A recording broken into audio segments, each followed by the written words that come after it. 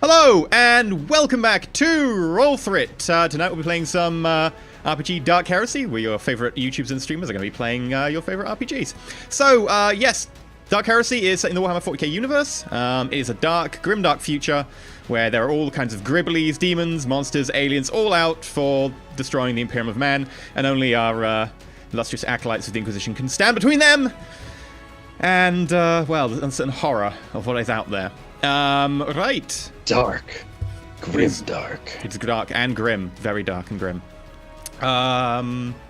Sweet. Okay, right. Yeah, I don't think there's anything to really say other than let's do some announcement stuff. Right. Splat, do you want to mention the Patreon and since it's coming up for the Patreon? Yeah, so for the Patreon, if you wanted to jump on in, we got private Discord servers you can hang out on. We got extra bonus VOD that you only get if you're a Patreon supporter. Cool stuff where we talk about the game, things of that nature. And coming up very soon, one of our tiers allows you to vote on who we're going to fight in future campaigns. So it's the Ordo Xenos, the Ordo Hereticus, or the Ordo Demonicus, whatever. There's the demon ones too. There's 3 factions. You get to vote for which one you want us to go up against, and the campaign will in some way be linked to that faction. And so it's going to be pretty sweet. You should get in on it. Okay, so yeah, oh no, the Mecha Duke Dreads are out. So the vote for episode theme is basically, will it be based around aliens, demons, or heretics? And that's effectively what the vote is. You can join a faction, you can change the faction any month. And basically, the most popular one, we will have one of those episodes.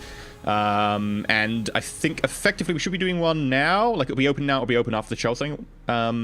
So you should be able to go vote on that. And I think some of our players are going to try and pimp you certain factions, so... I'm all about Ordo Servitors. That is not a choice. You'll not be fighting an army of ferrets. That means you're tasked with hunting and killing ferrets.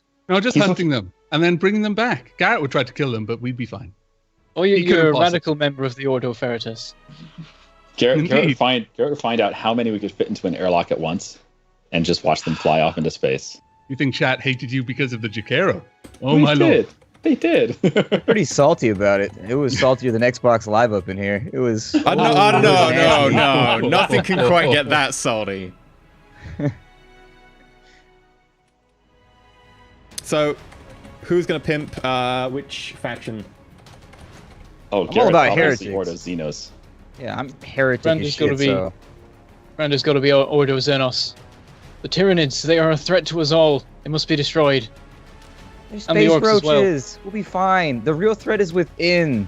The people who are tainting our minds and like putting posters on walls telling you to go against the God Emperor. It's not okay. Or pretending to be the God Emperor. We stab them. Yeah, who would ever do that, Aavak? We don't know anyone who would do that. That was a light mistake. It went too far. That wasn't the expected result. A mild bit of heresy. Everyone's allowed a little bit of heresy. By the way, I'm the God Em. Lol. I didn't say that. They said that. You I just went posted along with selfies it. and shit. the natives were there with their little, S7s before the batteries explode, of course. And they're there taking selfies. Is that how you with wiped the them God out? Em. You sent them exploding galaxies. No, we I just guess didn't even so. shoot them with them. Actually, That yeah. explosion we saw from Exploding orbit was all of galaxies the a very phones going good up way. at the same time. So no one's going to support the Ordo Malus. No anti-demons in here. You can do it. Never had any running with the demons. You're the one with the red Never shirt on thought right of now. ourselves You're the or one up anything. in. You're already looking like the devil over there, so you got to support him. Skulls from the Skull Throne. Once all the Xenos are dead, he'll kill the demons. So, yeah, like, if you want them to fight demons, go vote for Ordo Malus, because the demons are the only thing they've ever had real trouble against. Yeah. No. Demons are That boring. was fine. Yeah, That was... Brander's never had trouble with the bolter. Except for Brander getting chopped in Ever. half by bolter fire. Yeah, That's that's fine. true. Yeah, the demons are fine. As long as they're still on a table, you just chop it in half and you're good. Exactly. You know, that guy that took a chainsaw and a stick and almost cut me in half. That too. Mostly it's chain weapons and bolters that seem to be kind of terrifying. I mean, you have the chain weapon now, just no one got chain training. So you've got, like, this weapon sitting around, you're like, this is awesome, I can't use it. We're the excavator. Yeah. I'm wondering how we've got that around. Like, how do we transport that? Because it's huge, right? Well, we don't take it out with us when we go out. We just You could have used it It's last our luggage, episode, basically. when you were on, like, the planet. Like, No one's going to stop you It's there. 40,000 years in the future. It's got to be like extendable. It's like a pocket version, you know? You press a button and it... I'm just waiting until there's something we need to dig through. And then we just pull it out of our Mary Poppins bag and store it. Roll for mining. Yeah, sure Ben, that bag there's is going to heresy, be by the another way? giant crystal underground. We're going to have to dig down to it and put another explosive on it. It'll be great. Oh. Who was putting the explosive on this one? I'm pretty sure Garrett has run away from every terrifying thing so far. Yeah, And that Brander has picked up He's the got- torch every time and done it for him. he's such a hard ass as well. He's like, this is wrong and we should destroy it now. Only when it's defenseless. Yeah? Yeah, I thought so. Only the defenseless wrong things are to be purged by Garrett. You're learning. You're learning, yes. Garrett has 22 willpower, okay? It is so bad. Everything just makes him cry and poop himself and run away. But he's got like 5 million wounds. Yeah. He also can dodge pretty well, so he's really hard to kill. He's just really easy to scare. Like, Yeah. oh, a spider! That needs to be clipped. Someone clip that. That is amazing. Oh, God, We I need to forget the have- Twitch clips of the thing. We need to have that as a command, just exclamation spider, and just have that sound play. I will record that, and next time that someone is scared and runs away from a fear test, I'll just play that as a sound effect. So Good call. So good. Yeah, someone's clipped it already. God damn it! There you go. Charming aardvark PJ soul. How are fast. people so? I know. How are people so good at that? Like, someone else clipped it as well. Black Sun. Damn it. Outrageous Narwhal John Carnage. What? Well, why don't we talk about where we left off? Let's figure this Yeah. out. Yeah, so overall, effectively, you went to hunt down some Xenos traders who've been like trading in illicit aliens, ostensibly from managing to grab something off of Ixion, which is a dead world. You followed them down, you managed to find out who was trading it onto Eredis Dire, which is the world that you were looking at. They came to kill you, you killed them. You ran away, you killed 2 enforcers at the same time. You then talked to the captain of the ship who brought it here. He didn't apparently know about it. He then took you back to where the ship he was carting around to and from Ixion had crashed. You went down to the planet. You found the person who captained that ship. You took them prisoner. You shot their friends. You found out that there was a Gene Stealer involved. You killed the Gene Stealer. You found out that the village nearby had some sort of psyker there who helped you. And they all revered the god Emp because they had a very backwards feral culture. You said thank you very much, you left, and then you nuked them from orbit, effectively. You have managed to kill all the aliens. No mention of the Jukero, sadly, because you met another alien and then murdered him very early on. You managed to get back to orbit. All of that was sorted. You killed all the aliens. You wiped out some unsanctioned psychers. You managed to get yourself a prisoner in the form of the trade master who had been trading these illegal aliens around. You managed to find the person on the ship who had been working with the ground crew and with the trade master.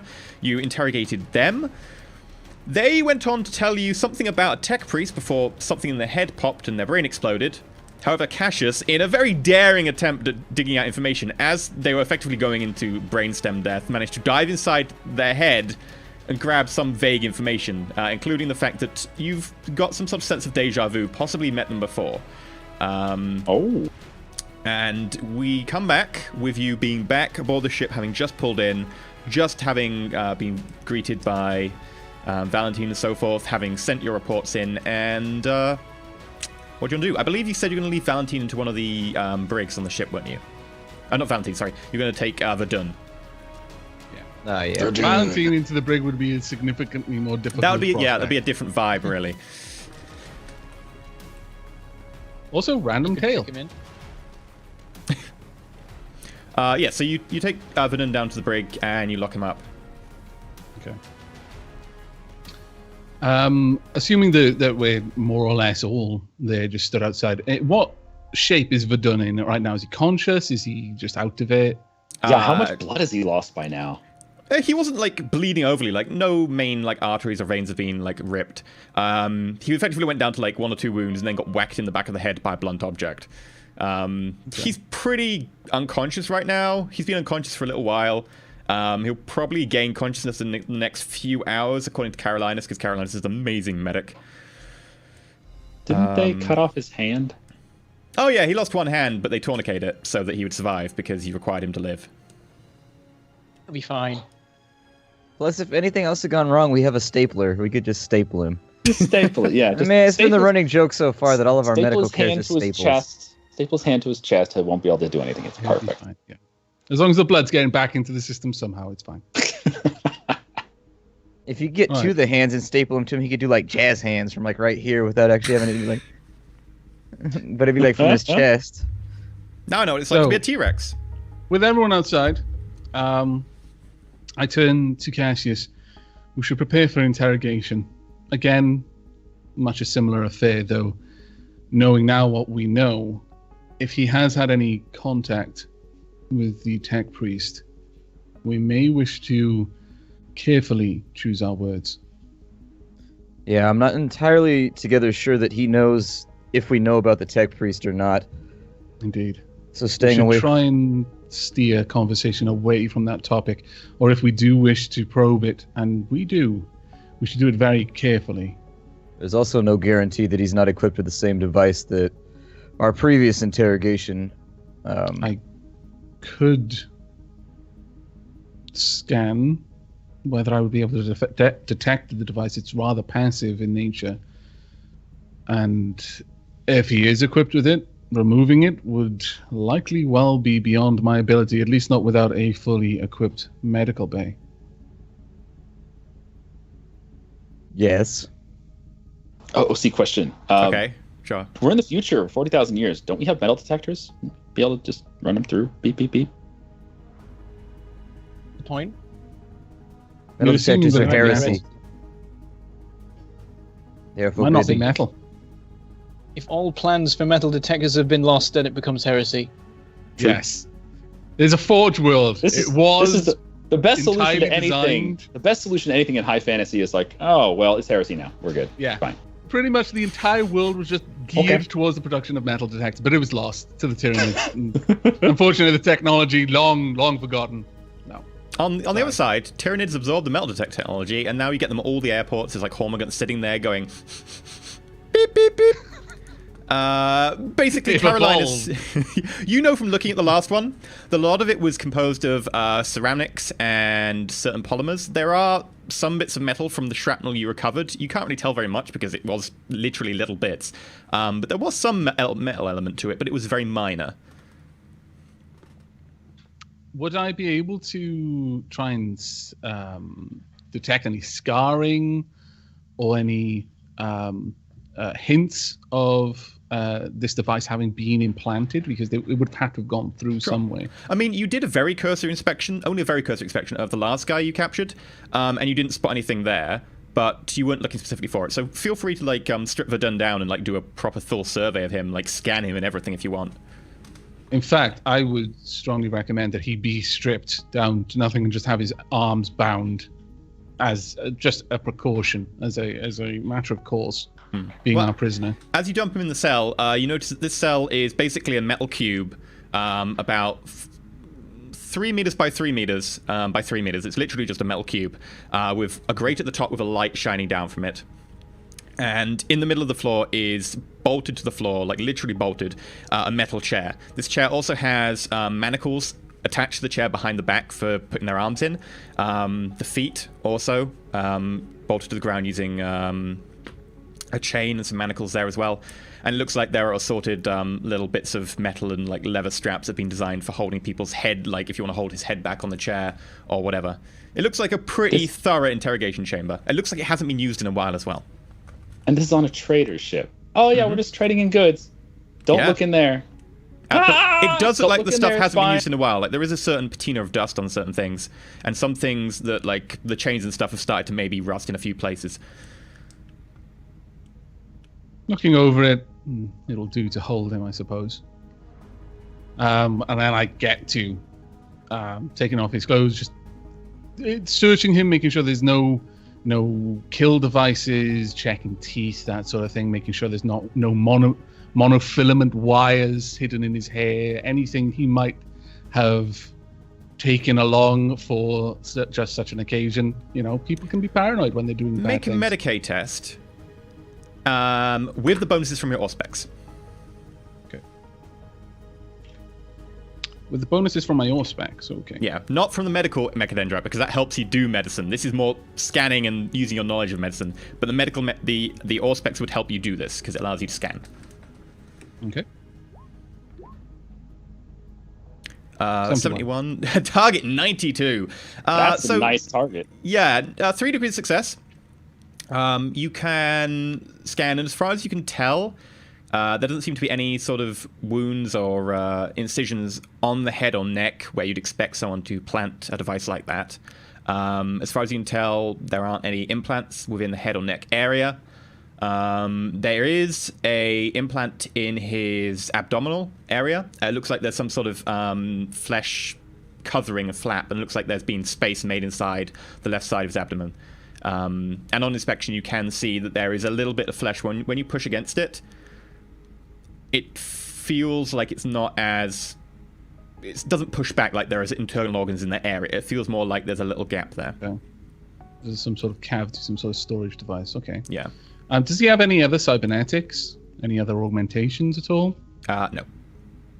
He has a ceramic knee, which looks like it's to heal an old injury, but it's not even a cybernetic.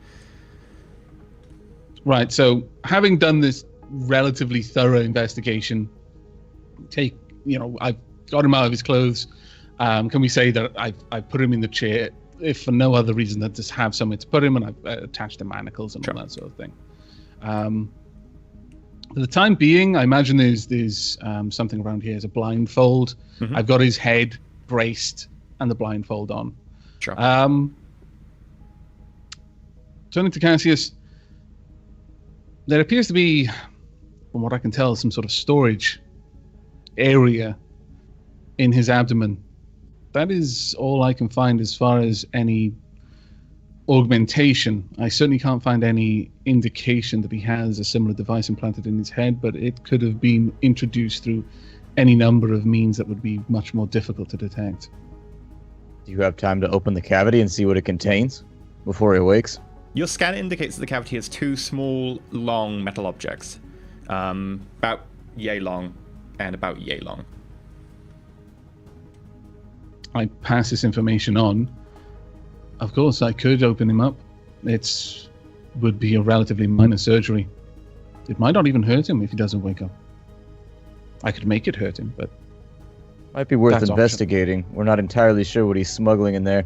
Also, it might do well to speak with Julius and see if maybe they have better medical facilities on board to be used, just in case we wanted to do more in-depth scanning. And this place is fairly lavish. It would seem to me that he wouldn't have spared any expense on the medical quarters either. Agreed. At that point, I turn back.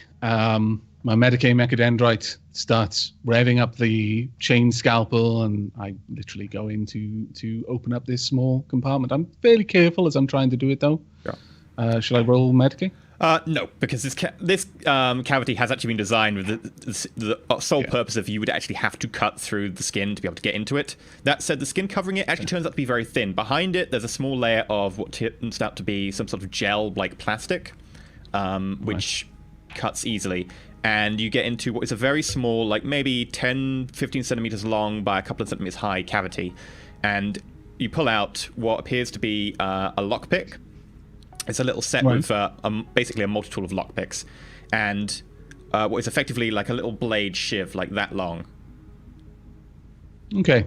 I carefully remove these implements and lay them to the side for Cassius to investigate, and then go back along with that, you do pull out another item. This item didn't appear on your scan because it's a very high-grade data crystal. It wouldn't show up in scan because it's a crystal. It's kind of hard to hit, and because it's been very much designed to be concealed. And you only got 3 successes, so you managed to get the compartment. But this itself looks like a very high-quality data crystal of some kind. Okay. Well, I'm especially careful as I'm handling this, removing it and then placing it down. I then patch him back up. He's probably not bleeding much, if at all, considering the nature of the cavities designed to be cut into. Yeah. But I make a point of. It looks like the stitching plastic backing to that also contained a agent of some kind, from its clotting, because you notice that the small amount of bleeding that there is does start to clot a lot faster. Okay. Well, I effectively put him back as I found him, more or less. Just imagine it's like a cabinet door that's hasn't been opened in a while. It's all creaky. It's like just closing. You should leave like an old boot in there or something, just like as a surprise. The next time he opens it, he's like, I don't remember leave packing some this. change so when he walks, it jingles. I was gonna say, like, leave a bit of parchment with IOU on it. IOU. Smiley face. When he tries to pull out the shiv, is oh. Aww. This is unfortunate. Like, what was Right, his so plan with there? that He's done- gonna cut his own guts open and then stab somebody after he sews himself back up? That dude's pretty Well, hardcore. Given that the skin is fairly thin, he could probably just force his own fingers into the canvas. Oh, Yeah, I don't a like it sharp either. fingernail Painful, would get but- through there. No. Painful, but if you're in the position where you need to use the shiv that you hid in your stomach to survive, then that bit of pain is probably okay to deal with. But okay, so I remove that and I take the items which I've got on a tray. And I just leave him there, and I go back outside and I close the door. Okay. And I show the items to the others and say, specifically the data crystal, we should find out what's on this before we interrogate him any further. Data crystal. Where'd you find this? Where I found the rest of it, inside him. Inside him? Stop thinking about it. I can tell your mind is going in the wrong direction. Don't. He was made of crystals? At this point, I turn away from Garrett and I hand the tray to Cassius or Brando, whichever steps to receive it. See if we can find out what's on this. I'm going to prepare for the interrogation. Did you clean up That the I crystal at assume all? will come later. Or is Did it I still clean it covered up? in like blood and all kinds of random stuff? I mean, it's been wiped as it's been removed, but it's not been thoroughly cleaned. There's going to be a little bit of blood there. But again, the cavity wasn't. It's not like it was literally just sitting in amongst his organs covered in blood. This was an intentional pocket inside him, so it wouldn't be particularly bloody. I pick up the crystal and I raise an eyebrow and I mumble something about it looking smudgy, and then I pocket it and then I make off for Julius's cabin or wherever to see if I can find if they got a crystal reader here somewhere. Okay. Okay. As you do, you notice a servitor coming the other way, which is bringing like some very basic like ration kind of prisoner food and like a bottle of sterilized water, and it's sort of trying to trudge down the thing, but it keeps turning to the side as one of its knee joints is obviously damaged. It keeps bumping into the wall. They gave him the Jimmy Riggs Servitor. Well, We're the best for our prisoners. Where do you think yeah. Verdun got his new knee? Pulled it straight out of his servitor. Yoink. He's not gonna feel it anyways. His job is to serve the Empire now, and Daddy needs a new kneecap. Damn it, Carolina's had to walk away. Carolinas can still hear you. He's magical.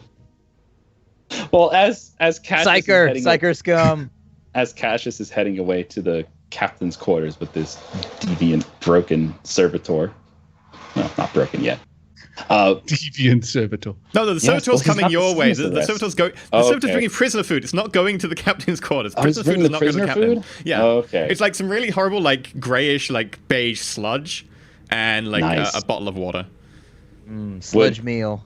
Would Carolinus recognize it as like a mixture of engine grease and waste product or something, or what is it? Caroline's would recognize it actually. He's fed it to enough people, or seen it fed to enough people. It's basically some like really basic like emergency ration kind of. This is your protein, carbohydrate, fat.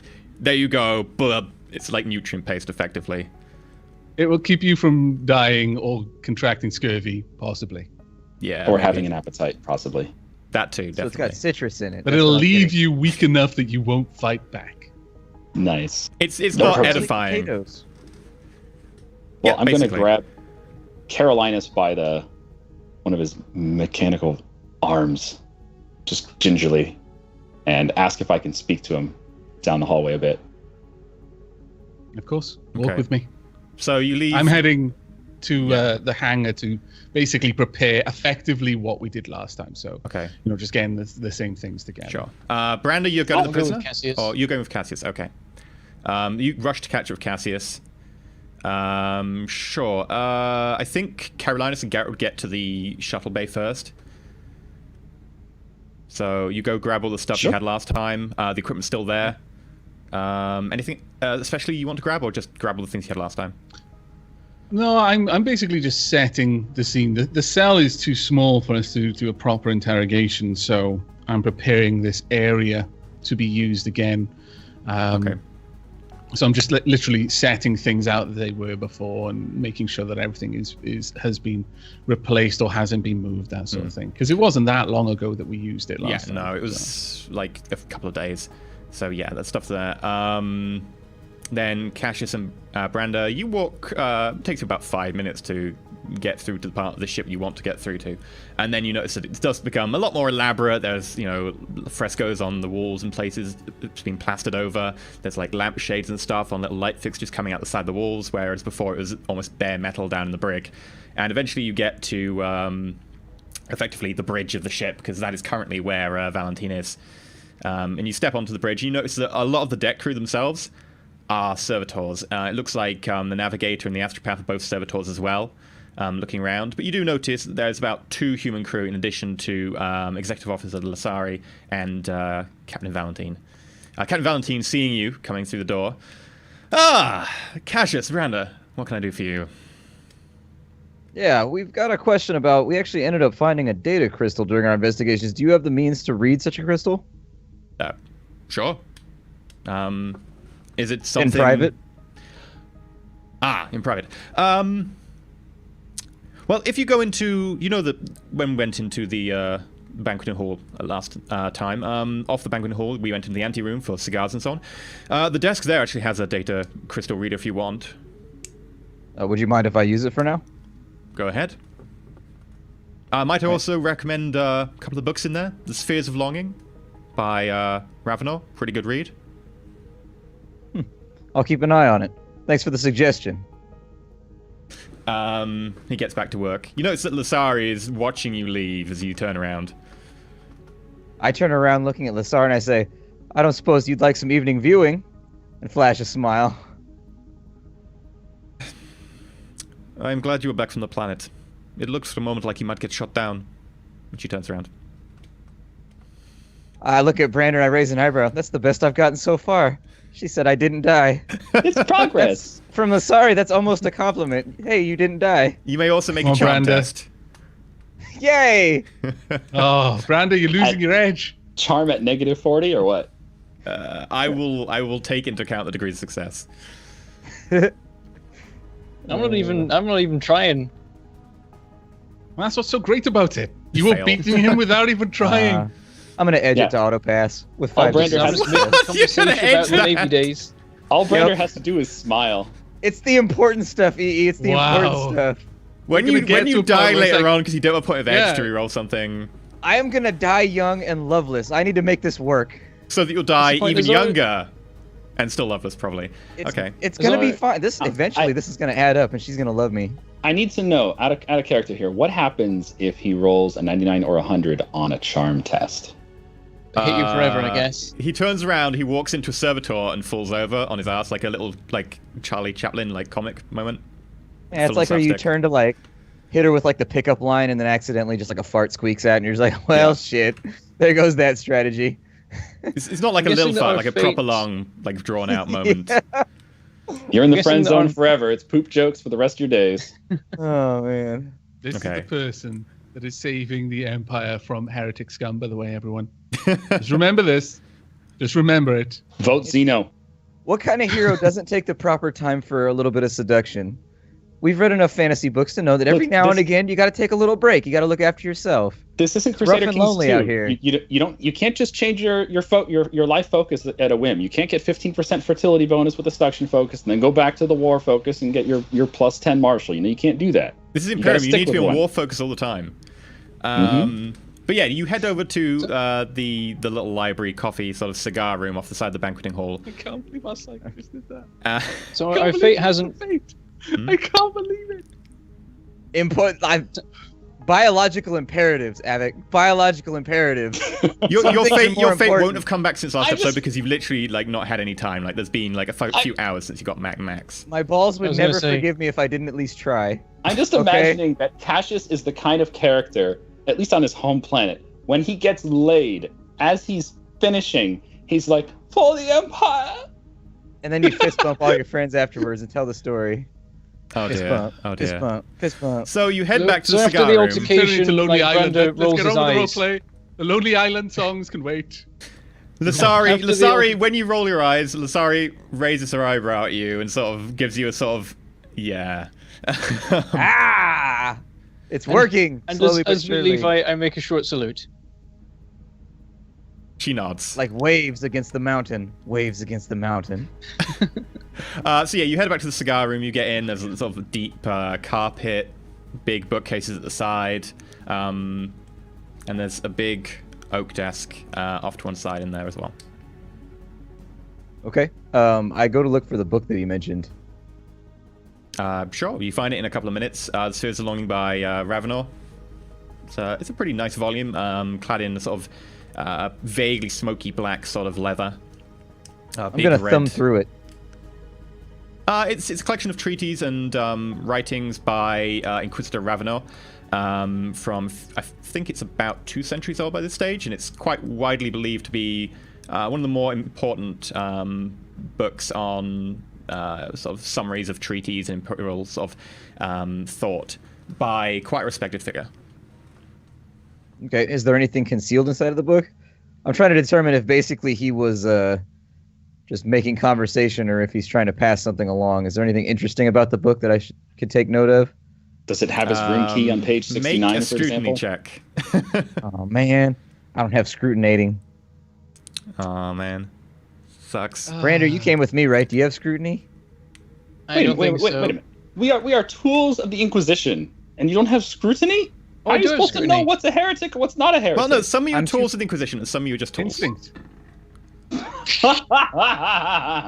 77 when you wanted a 25. Yeah. Yeah. It looks like a nice Oh, book. how good it would be if you could use fate for that all of a sudden. But, oh, man. It doesn't. I My do have skill doesn't scrutiny. work.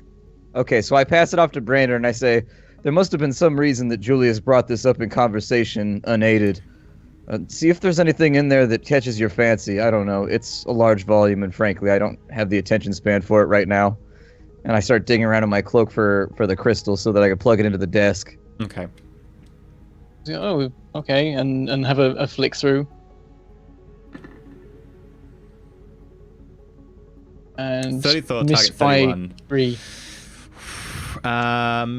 It looks like an interesting book. There's a few passages that seem more relevant to having to do, hard things. It's the greater good of, people, but however, not giving up on certain aspects of imperial life. You don't want to just sort of give everything over to suspicion all the time, but at the same time, sort of the safety. And you get the feeling that it is written by a sort of vaguely more liberal Inquisitor, but it looks like a good read. Cassius, you get the data crystal out and you find the place in the desk for it. I'm imagining that like the book has a full-on gun hidden in it, and I've just not noticed.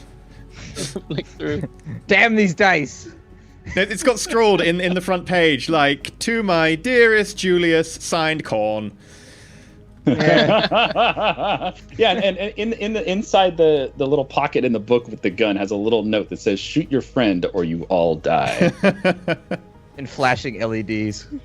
Man, this passage. Philosophy. Also, by the way, I hate you, Shen, because all I've had going through my head since you said is, "For the Empire!" That's just... That mental image is burned into my memory now. And everyone that Cassius ever slept with. If they have to suffer, you have to suffer. So, Cassius. I plug in the crystal and I activate it to see what's going on with it. Okay, so as you do so, little bits of the desk at the edges swivel over, and you notice hemispherical, sort of bluish, silvery orbs appear, and then there's a slight flicker around them of electricity, and over the top of the desk, a hologram appears. And from what you can tell, it appears to be a glowing cursor in effectively a text box. Parts of the desk flip over and you notice a big keyboard appear, along with a glowing icon which seems to indicate that there is voice recognition enabled. It appears to be asking for a password.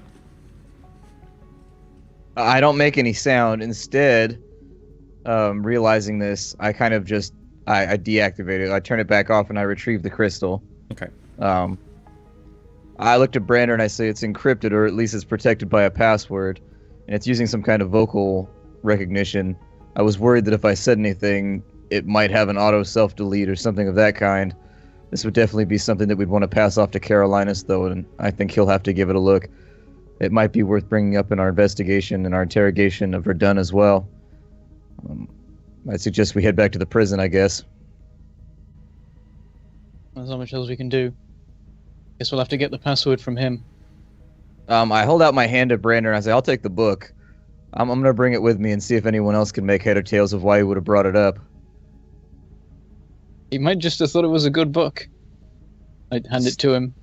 It's distinctly possible, but I don't think I would be a good member of the Inquisition if I didn't look further into this.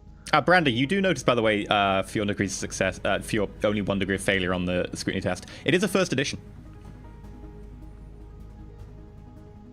I'll mention this. It could be rare, valuable. First edition. Well, in that case, shouldn't really carry a treasure like that down to an interrogation room with me. What with all the splatter and everything else is bound to happen once Carolinus gets working.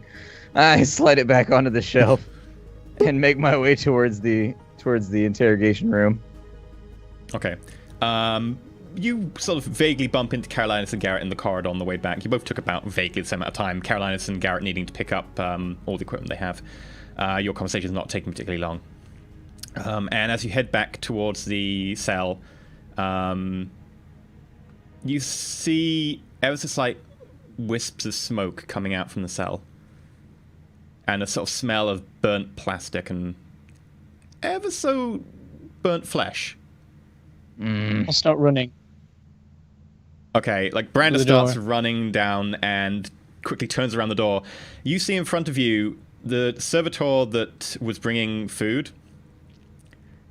has stabbed repeatedly, from what you can tell, the very crude fork that was delivered with the tray into the throat of Verdun. Verdun is head limply held where it is by the manacles and stuff you left him in.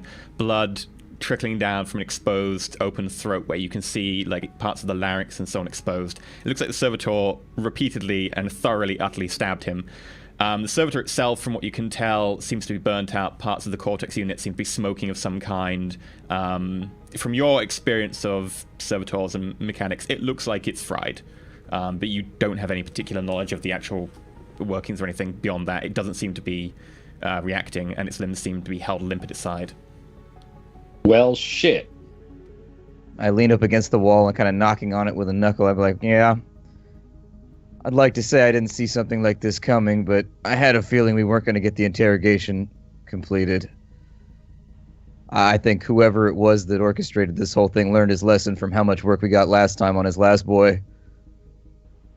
And this time he's erring on the side of caution and just taking him out quick. Any chance you can glean anything from his mind, or is he all gone? I'm not going in there. Last time I got so little information, and quite frankly, it was a little bit painful. I don't think I'm going to do it again. Ill-advised. What about you, While Carolinus? this conversation is going on, I've already advanced into the room cautiously and approached the servitor. I'd like to examine the servitor. Specifically, I would like to examine the damaged components for any indication as to why the servitor burnt out. I have a suspicion, but I'd like to confirm it. Yeah, make a tech use test. And I'm gonna head over to the wonderful dead body of our prisoner, and I'm gonna start poking him around the neck where it's been stabbed. How bad is it stabbed anyway? Pretty badly. Like, put it this way: a servitor has a very high strength. It's got unnatural strength. It also doesn't seem to stop when it's given a task that no one's told it to stop from.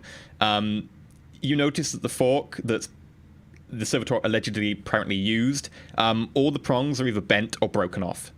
The fork itself is jammed and stuck in part of the spinal cord at the back. I'm I guess he's grabbing on completely that. dead. I'm grabbing that fork and I'm trying to kind of wiggle it around and trying to pull it out. Can I get it out? You managed to wiggle it out and pull it out. It's got like 2 prongs left, one of which is like completely bent over, like folded back.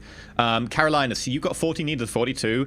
Quite quickly you ascertain that the servitor seemed to have carried out whatever it was told to do, and then seemed to have self-fried its cognate core, and in addition fried part of the brainstem at the same time. From what you can tell, it looks like it overrode the voltage limits and just jammed its power directly through and burned out all the circuits up there. Possible it might still have some bits remaining in there, some evidence on the memory core, but the main cognate bits and part of the brain fried. There'll be no interrogation of the servitor, but there may still be some information lingering as to why it decided to kill our captive, or specifically who told it to. Is there any Servitors surveillance or not being monitoring? known for taking actions upon themselves. Is there any sort of monitoring or central database for what the servitors view at any given time? Do they report that back to anywhere? Not particularly. Not generally. Most servitors don't. And quite quickly, Caroline is having done some look at these servitors and has, on the voyage here, has ascertained that they have they relay information in terms of a record to part of the ship, but they don't pick up any information, and they don't do any particularly they don't record footage or whatever, other than maybe directly on their own memory cores. I'm going to need to thoroughly investigate this servitor. I'll need to take it apart. I'll also need to speak with the... actually, Cassius, perhaps you could speak with the captain on where he procured these servitors and from whom. Though I have a suspicion I already know the answer to that. Obviously. Would one of the resident tech priests be in charge of handling these servitors? I haven't seen very many tech priests on the ship so far. Yeah, you were introduced to 2 of them. The 2 of them are very junior, and they're mostly in charge of ship functions. You haven't seen or heard of them doing anything with the servitors, as far as you can tell. I produced the crystal. It'll be worth speaking with them, obviously. But yes, Cassius, what? I produced the crystal and I hold it out to Carolinus. Unfortunately, it's vocally protected. When we turned it on, it was looking for a password, which was supposed to come from, I assume, an individual voice, probably Verdun's, or somebody in association with him. I didn't say anything, and I just turned it back off because I was worried it might have some self-deleting capability or auto-destruct if the wrong person tried to talk their way in, but I figured you should be appraised. I hold it out for him to take it. Thank you. Well, this seems that our leads are rapidly burning up. I will Literally. speak with the tech priests, though I suspect it will not yield any useful information. I do not believe either of them would have their natural duties in repairing or maintaining the servitors, but the servitors we've seen so far are of a particularly good make.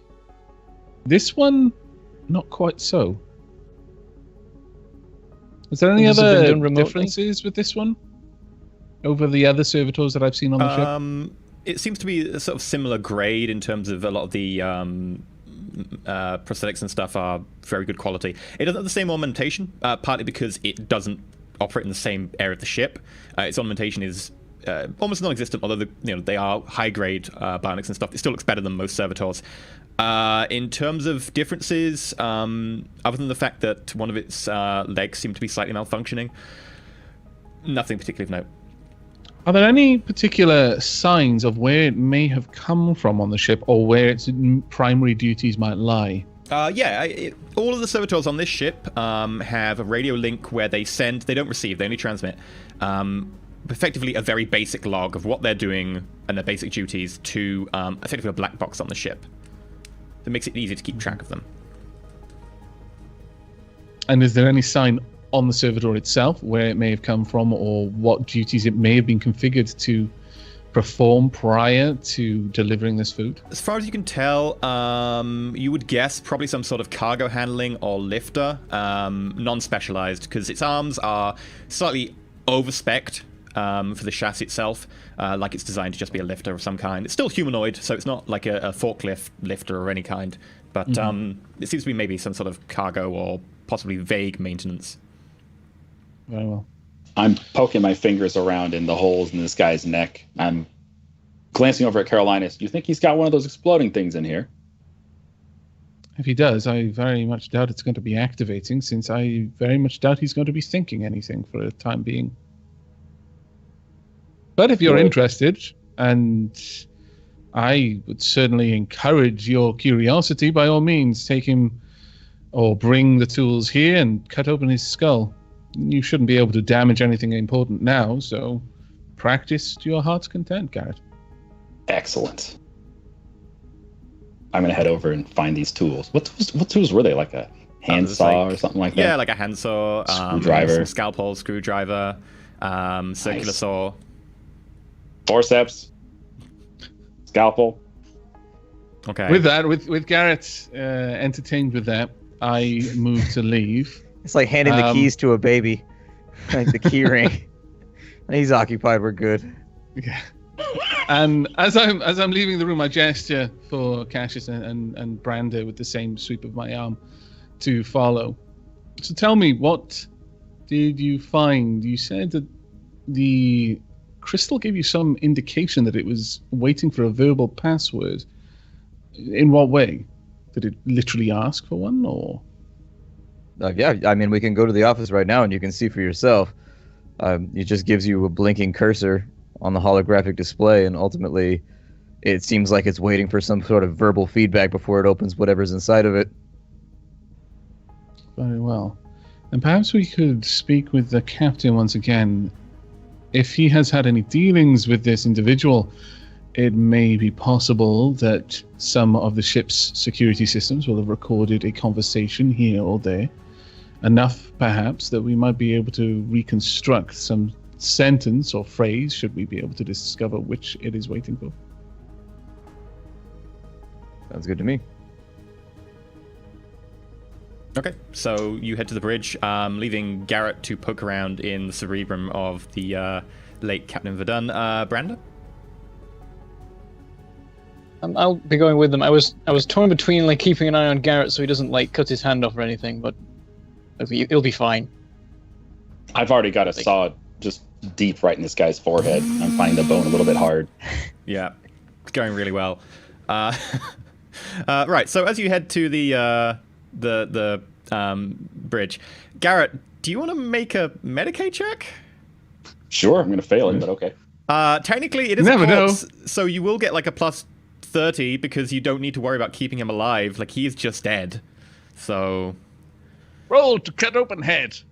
Now with this Roll to not drop brain on floor. There's 3 different kinds of Medicaid. There's intelligence, perception, and what's the other one? Agility? Yeah, you're looking for something. Okay, it would just be a Medicaid test, plus 20 perception. Then, because you're not like risking killing someone. It's not intelligence. You're just like, opening him up and looking digging around. About in the head. Yeah, pretty much. Throwing bits over your shoulder. 93. Accidentally. You accidentally cut the whole head off. Like you get a little bit too close to like the abdomen when you're going down into the abdomen, and you slip and you cut open like the guts and the stomach, and then this smell just pours out along with whatever he last ate, and it all it's combined with sort of black dark gunk that you apparently cut open somewhere as well, and no, the weird thing is, how did we get there? I was trying to open this guy's head to look you for rolled a 93. Like you slip on like some of the blood on the floor and wow. Okay. Pretty gross. Okay, I'm gonna get back up and I'm gonna try again. You don't fall off a horse and just cry. I'm gonna keep digging into this guy's face. The pelvis bone is connected. You can roll again. That's what I imagine is going through his head right now. Plus 10 for remembering the bone song and singing it while you saw. See, that's why Carolinus gets paid the big bucks. 88. Yep. Man. This time, like, you just accidentally, like, don't notice how far you're going, and you shear off, like, the entire side of his head, and it just punk, punk, punk to the ground. You go a bit too far into it. God. But do I see anything in there? Do I see any device in there? Like, how deep was the other one? Like, yeah, do see you anything in there? like just continue like scooping around. Like you actually like get out like the spoon that was on the tray, and you just start scooping out some brain. Are there like brain seeds in there? Can I plant one? You don't have any seeds, otherwise you could. But you dig through the brain like just a guy with like a pot of jelly, and you're like, yeah, look through here.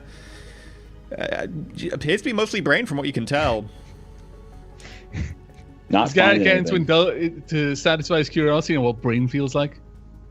Tell me, yeah, if you stick your fingers in there and wiggle them around a little bit, it's like, that's what it's like. Yeah, Garrett like pokes the eyes out and puts his fingers through the eye hole and it's like, wee. Well, I gotta pick the nose. Off the floor, right? I mean, shit. It's the only way to pick it up.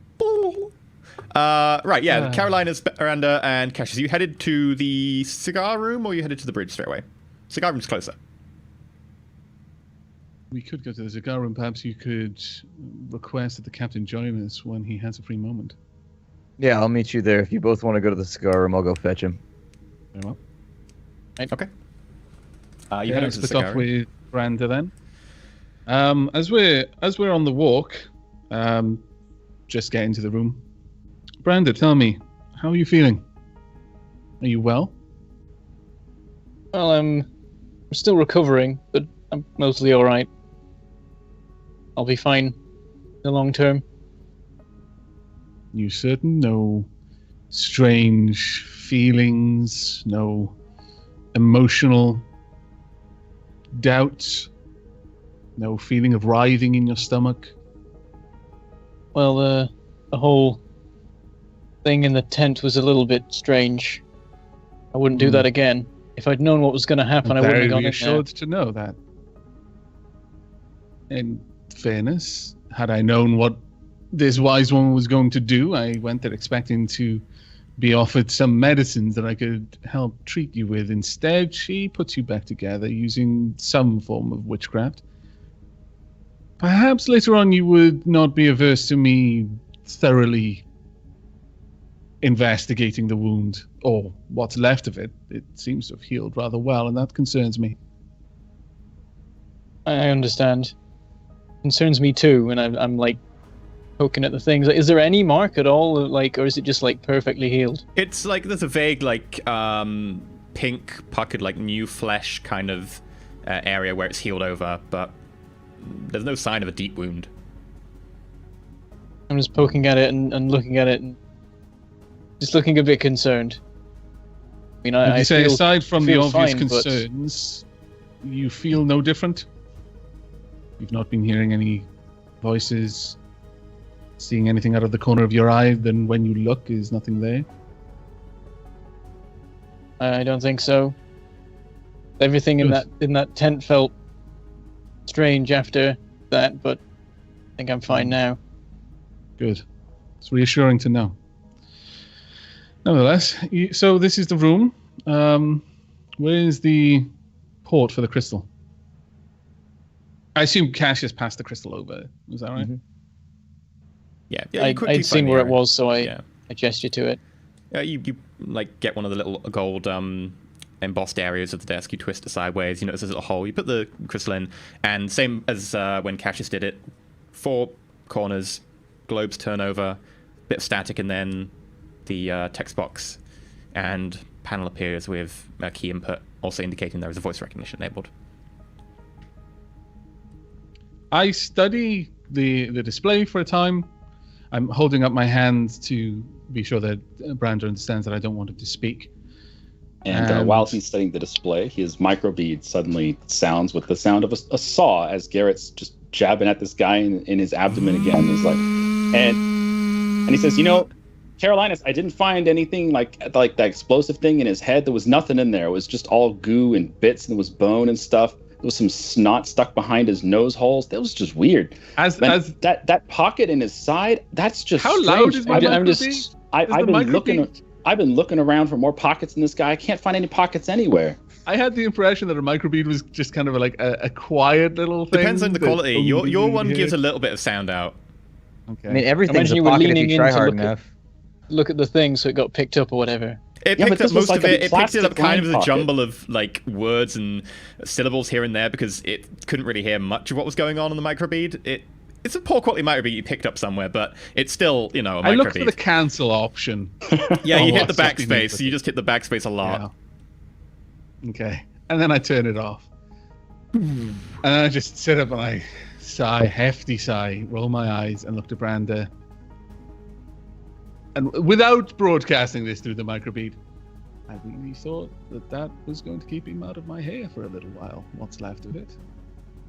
Ah, Shouldn't have got that microbead. I know. Regretting this decision already. It's like having a cell phone. Now anybody can bug you at any given time. It's the worst technology ever. No, he can still block my number, probably. I don't know. It's pretty poor quality microbead.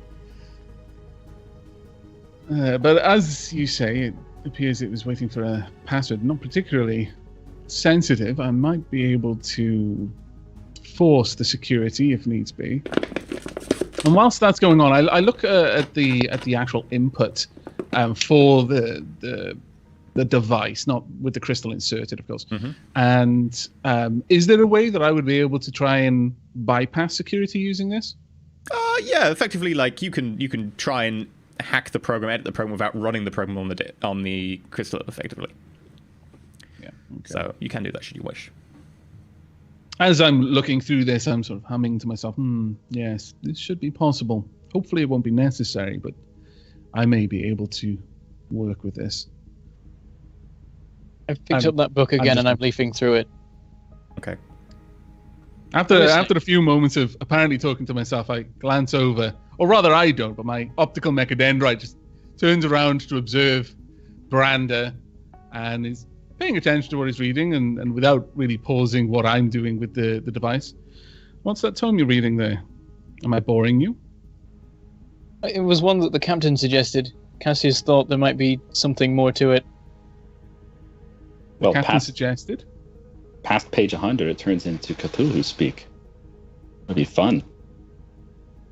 It's just pictures of squids and random creatures tentacling other creatures. No. I love that as a Captain's verb, private tentacling. stash. You can verb Oh, anything if you really no. want to. That's bad. Hentai is not dead. To Branda, I pause what I'm doing, or rather I bring it to a head. I finish up and turn to him. What gave Cassius that idea? I just thought maybe it was something about how the captain suggested it. He said we might be interested in it. Thought maybe he was telling us there was something hidden. Only thing I can tell is that it seems to be a fairly valuable one. It also seems relevant to our work. Would you mind? Hand I it over. held out my hand. Okay. I start paging through it, but whilst I'm going, I ask, so what is it about? I'm basically just trying to speed up my own inquiry by getting Branda to fill in the blanks so I don't have to invent the wheel. Written by an inquisitor, I believe. About general ideas of the practice, I think. Can I scrutiny the book? You may indeed. Okay. Let's get a bonus for using his mechadendrite. That's true. You could auspex the book. I think the auspex is more to find things that I wouldn't be able to pick up with my senses. I mean, if the book is transmitting like on radio frequencies or something, to be fair, maybe I will. You use I'll ground auspex penetrating it. radar No, that's on fine. the book. Yeah. Yes. Hey, Don't cry to me. Don't cry to me when there's a crack grenade in there somewhere and we didn't find it, okay? I was just trying to help. Completely fair. I will auspex the book. We'll see. 81. No. 81 versus 42. I find nothing. Wait, was I that didn't a expect tech that. use or a scrutiny? Yeah, that was a tech use. I was auspexing the book. You're all expecting the book. Yeah. Funnily enough, it's made of parchment, and the hide seems to be some sort of nice leather. We're all taking the piss, but if that roll had been correct, I would have found out all kinds of crazy stuff. And we all You found know it was human leather. Yeah. The jar of blood all over again. Now Book it's is people, but now- still human leather, but you just don't notice. It's fine. I will actually scrutiny the book. 75. For God's But sake. since scrutiny is a perception roll, I can re-roll it. You can for this one, yeah. Hopefully. Well, What do I get? 57. 57. So close. No. So close. Yeah, it appears to be a good quality book. Has a See, nice the thing is, the sleeve. book was just a ruse by the GM just to make us stare at a book for 20 minutes of the episode. Exactly. Like, what is this? I There's think nothing it in was the just- book. I think it was just fluff text that we read into Yeah. too much. So you read into But then me the offering you a Servitors book to was read. just all- Flashing his wealth. Yeah, That's all. you picked into that, but you didn't pick into a servitor going to deliver some guy food. Like, you know, I understand. So We're not Cash- playing Shadowrun anymore. I've let my guard down. I assume that anything that's on our side is on our side now. Man, you can't trust anything. Which is good, because it makes for fun scenes like this, where we were going to have an interrogation. Now Like we're on the not. opposite end with Shadowrun, you ended up with situations for like an hour we would just discuss, like, are we being betrayed? I don't know. What should we do? Nobody knows what we should do because everyone's betraying Shadowrun, everyone. you're always being betrayed. That's You true. just don't know by who. Yeah, so while you're doing that, Cassius, you get to the bridge. They're still standing there. And Lasari looks around. Back again? Yes. Can I invite you to the cigar room? There's actually something you should be privy to there, and we wanted to ask if perhaps you had someone on deck that could help us with it. But unfortunately, it's a conversation for private. I'm just going to OC Me this or- one. Can I just Sure. check if Splat understands he's talking to Lasari and not the captain? Oh, I'm sorry. Yeah. No, I must have missed that. We're talking to Lasari. My bad. I was like, I mean, to be fair, Splat, you are role-playing this pretty well. It's like, Do you want to join me in the cigar room? but there's an opportunity. Oh, yeah. It's I'm like, talking to oh, Lasari. man. What did she say? I'm sorry. Like, we've got That's a my horny bad. dog on our team. It's like, I'm the face. If you've got help? social skills, you've got to use them for evil gain. For your wiener. For the sake of your wiener. Is that a hashtag now? Yeah, think of the wiener. Just don't leave him there by himself. You got to work on his behalf. You've got the skills. We can make it happen. Hashtag blame Splat's wiener. yeah, That's the subtext of the book of my life. oh god. Next episode, we get them to look at that book of for another 20 minutes of an episode. They'll all specs and Yeah, everything. that's the other book. Yeah, but the problem is you need to all specs it because you can't find it otherwise. So, Cassius, you turn around. Sorry, Lasari turns around to look at you. I can't believe no one else responded to that. That was so harsh. The entire chat is like, think of the wiener now. Think of the Oh. wiener. Yeah, Lasari looks around, looks at you, and goes, "Back again." Yes. Have you seen the captain? That, sure, he is just down below.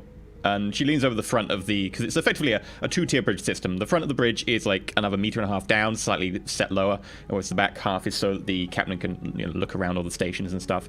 And she leans over and she shouts, "Captain, one of the inquisitorial whelps wants you." And he quickly runs up the steps, a little jog, springs to attention, and goes, "Oh, hello there, Cassius. Sorry, did you want something again? Have you broken your prison yes. already?" The prisoner, well, we'll discuss it, but we need to talk in the cigar room. About the prisoner, in fact. Sure. Sorry, you've got things here, haven't you? I'm pretty sure I can keep a ship in orbit. Excellent. Right, bleed away. As we go through the doorway, I say, she says well, but I'm pretty sure she means love of my life, but we're working on it. It's a work in progress. She has broken many hearts. Just be careful there, Cassius. Ah, Splashes? Splashes. That works. splatches. Splashes. And you walk back towards the cigar room. You get there, Carolina and Brandon are sitting around. They're not smoking cigars? Come on. That's I'm still page reading the 100 of the book. In the time that they've been gone, how much have I been able to read? Bear in mind that I'm able to cross-reference like almost everything in this book with some degree of knowledge of scholastic law. If it's talking about things, I'm like, oh. You because you've got scholastic law, like you would be familiar with the name of the book. You know the book. You probably haven't read it because you don't have the skill itself, but you know of it, so you would know of the book. You may know of the Inquisitor himself. Not from sector around here, though. Yeah, and you can read through it. You're kind of familiar with it already, at least the vague concepts and stuff. And you're maybe like 25 to 30 pages in at the moment. They weren't gone long. Okay. No, one of your long-haired friend? As he says that, is he said that while he's walking into the room, or is he Yeah. speaking directly to Cassius? Oh, I was just gonna to say, the are we room still at in the large. hallway, or how did this happen? Okay. Without looking up from the unfortunately- book, But as my mechadendrite looks across, I'm just staring at him as Cassius is replying. We've occupied him with shining baubles and things that roll along the floor space for the next little bit, so I don't think he'll be bothering us. And brain goo. Fair enough. He walks past By Carolinus. shiny, you mean the inside of our prisoner's head? Then yes. Okay, he walks past Carolinus to go sit down in the wingback chair that he seems to frequent. As he walks past Carolinus, he pats the mechadendrite on the top. And as you say that, he kind of stops. Well, that was quick. Normally I thought the process was to do an interrogation and then, to dispose of the heretic later. Have things changed? He continues on to sit in the chair. We were on our way to do the investigation, and unfortunately one of your servitors decided to sever his head from his neck while we were out discussing things. Would I happen to have the identification number of the servitor? I imagine they're all Yeah, you could have got that some... quite easy. Yeah. It has a VIN number. So I mentioned that number again without looking up from the book. Oh, well, that's odd. Let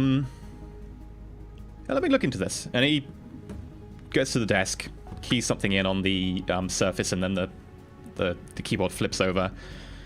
Little voice activation thing starts up. Bring me up the details of Servitor 3429. A little text display appears in front. And you can see down the list, it seems to be a time-stamped, effectively, order list and sort of basic sort of tasks and commands. It's effectively sent to the black box. When did you say this happened? We're not entirely sure, but from what we could glean while I was talking to you about the cigar room and the book previously, the servitor was making himself busy by wedging a fork into the prisoner's neck over and over and over again, until the fork, in fact, was just a shard of metal. Oh dear. Well, it looks like the servitor was told to go clean out the shuttle that you just brought back about half an hour ago. I look to Carolinus. I look up, concerned, my lips in a dour frown. Are there any security systems watching that hangar? Sure, I can pull those up for you. Odd. The past 43 minutes? Sure. 43 minutes ago, it looks like the servitor was given the task, and it reported that it was going to do the task, and then nothing from then after. Let me just pull up the security video for you.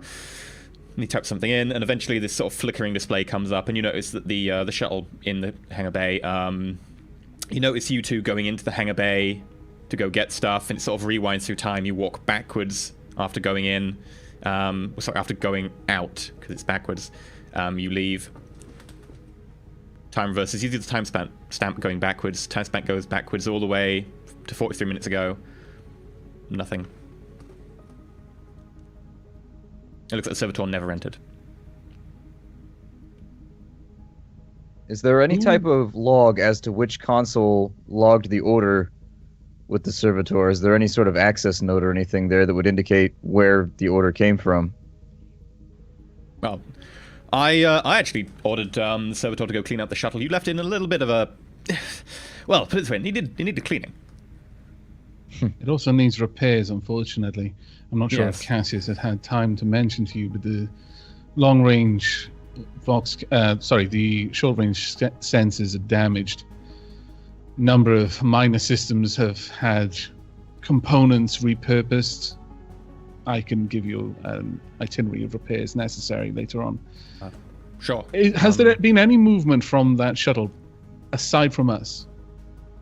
I can tell no. The door hasn't been opened. And I don't suppose that your logs record any change in the servitor's assigned task at any point where it deviated from the route it should have been taking? All we know it reported it was going to do the task that I assigned it, and nothing after that. How are the orders relayed? When you give the servitors an order, does it bounce from you through a central console and then out to the servitor, or does it directly go from... we can give orders to the servitors directly from any command station that has a correct access code. You can give the order to the servitor. And then, of course, the servitor goes to do the orders and carries out certain things, and it will log occasion of the black box orders every now and again. I would have actually expected something from it saying it had managed to get the shuttle, and it was engaged in cleaning. But it doesn't look like it ever went there. No, instead it went to our prisoner, murdered him, and then effectively committed suicide. Well, if you want to go down to the servitor shop and take apart the servitor and have a look inside, see if there's any programs running in there, well, feel free. That would be appreciated, I say, as I close the book carefully, given that it's a very old book, first edition, and then I carefully slide it back onto the shelf where there's a conspicuous gap. And as I'm doing so, I must confess this is a rather valuable piece of literature you have here. Not that I would expect anything else. Yes, it's got sentimental value. Quite a lot of these ones actually around here are first editions, so just don't go having a firefight in this room. Preferably don't spill the blood of the prisoners either, but since that was my servitor, I guess my apologies in order. Part of my ship has now impeded your investigation, and, well, that's... If I might be blunt, Captain, it seems that there are many things taking place on your ship that you have not been privy to. Unfortunately, it appears that there are forces at work here beyond your knowledge, and I would perhaps arrange for an investigation. Certainly, if one servitor can be overridden, all of them can. Yes, I think I'll probably do a remote wipe for the servitors.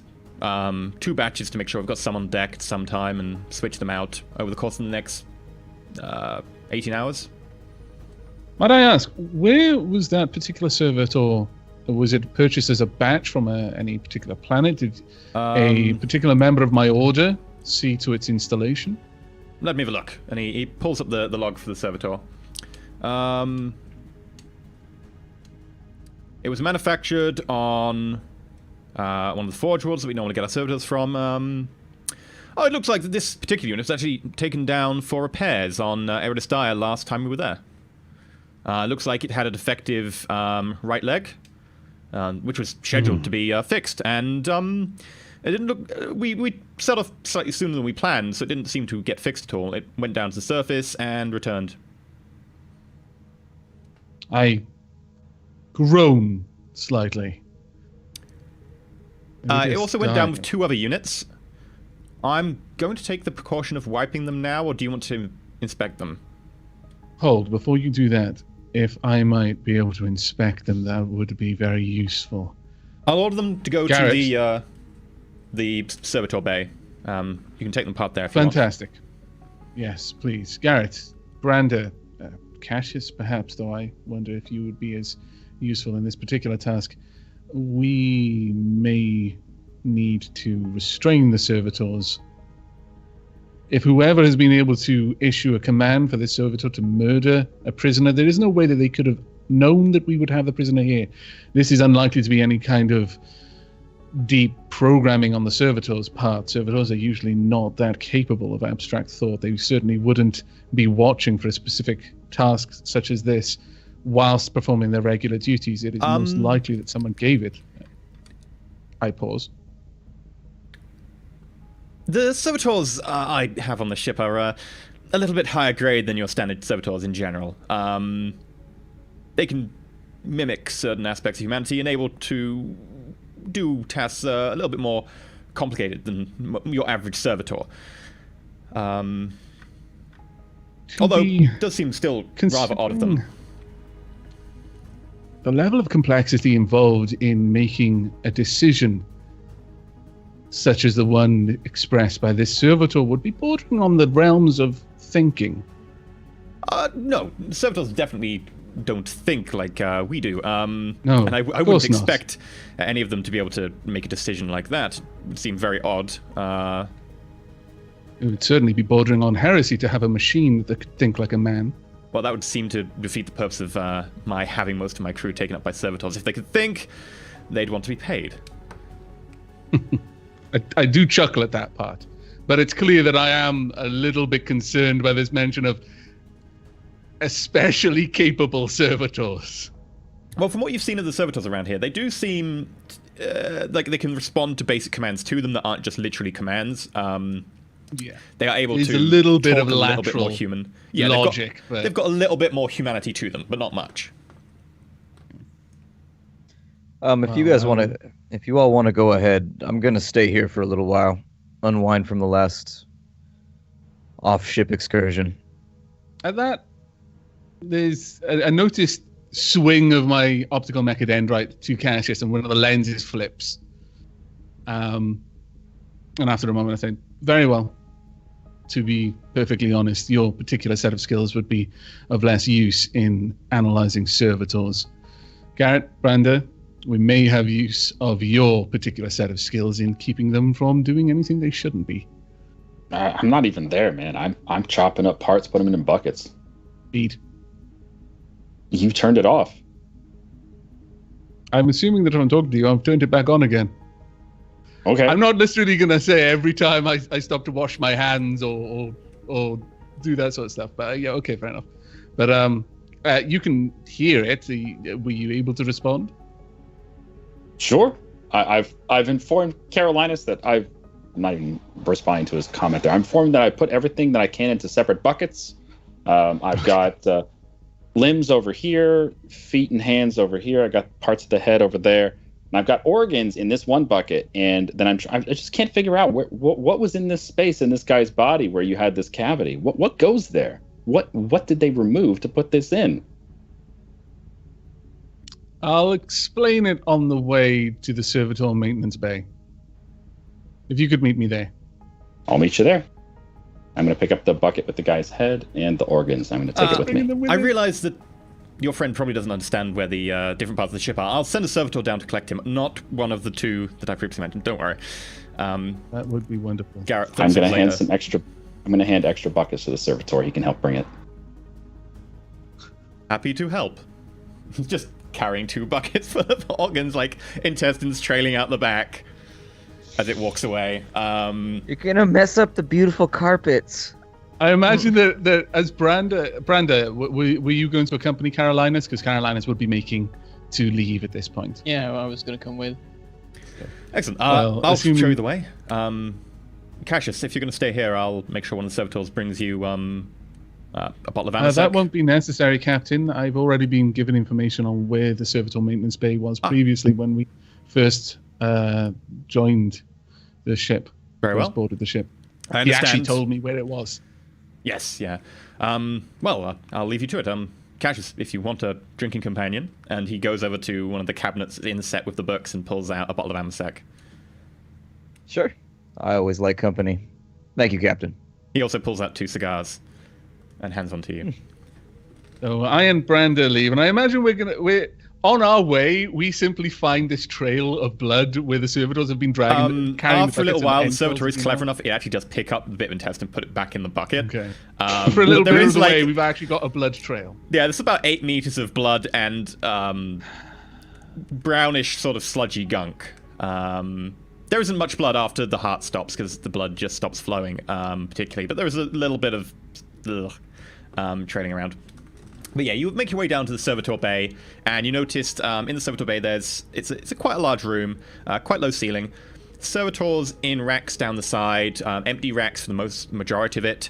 There's a couple of tables in the middle with like little mechanical arms coming out the edges. Some like basically restraining tables where you can like put a human-sized object down, presumably a servitor, and you can work on them. A lot of it stained with old like blood and oil. And in there are 2 servitors just standing to attention in the middle. You recognize the VIN numbers on them. Those are the ones that have been ordered to stand there.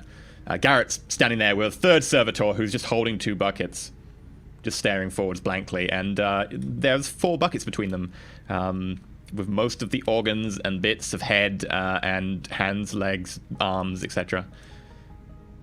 I've currently got like part of this guy's head, and I'm just poking at it with a finger, and I'm trying to see if there's anything around this brain area, but most of the brain's already slopped out in the bucket. Yeah, Like one of the buckets looks like some sort of like souffle kind of thing, like a big sort of bit of jelly, like redness on the top, which is effectively the brain he's. As I enter and I see this, I'm like, I just pinch my nose. And as I walk in, I recoil from the smell and go, Garrett, what the hell are you doing? Oh, I've got our prisoner Why did you here. bring this here? Because we need to see if there's anything else in this guy. You found the compartment. We found an explosive thing in the last guy. Want to make sure this guy is not going to explode on us. But why did you bring it here? How thorough you have been in your dismemberment of what remained of the prisoner, but that will have to wait, Garrett. We have more pressing matters to investigate at the moment. Well, what's this about the servitor? Did the captain know what happened with the fork guy? That is what we're here to try and find out. Branda, Garrett, just should anything go awry, it may be worth you having your weapons ready. Branda, I imagine you have your pistol with you. Garrett, do you have... I've got 2 pistols. Either of your pistols with you at the moment, or have you left them on the ship? I kind of left everything. That's fine. You're a strong man. You should be useful to hold one of them down. I've got a saw. Or at least buy saw. me time. If the saw can cut up this guy, maybe it works on a... You just want me to hold him down? Okay. He raises a hacksaw with a kind of very blunted blade by now. He's been having fun. Oh, Garrett. Okay, I'll put the buckets down in the corner, and I'll make sure the servitor comes over and stands there with him. Going over to all stand, did you mention that there was like a table, like an examination table for the servitors, or there's something a few. like that? Okay, standing near one of the tables, I call out to one of the servitors by its identification number, and request that it lie down on the table. Very well. And the servitor beds are effectively face lying down beds so that you can get to like the back of their skull. And it quite happily just kneels down into it and then lays down full face into the bed itself. Little mechanical arms, as it sort of the weight of the servitor lands, sort of move over the top of the legs so that you can lock them into place.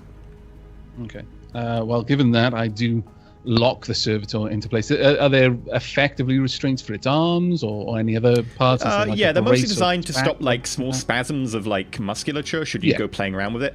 You can quite easily just disable the motor cortex to be able to stop the servitor moving. It's designed to be fairly accessible on utility models. Okay. Very well. Looking, based on what I would know of servitors, is there a way to shut down their ability to hear? Yes, you need to use a techniques test. You're not familiar with these kinds, but yes, there would be a way. It'd be a simple techniques test. It'd be like reaching into the gore bucket, can I find something viscous and hard enough that I could simply plug its ears with it?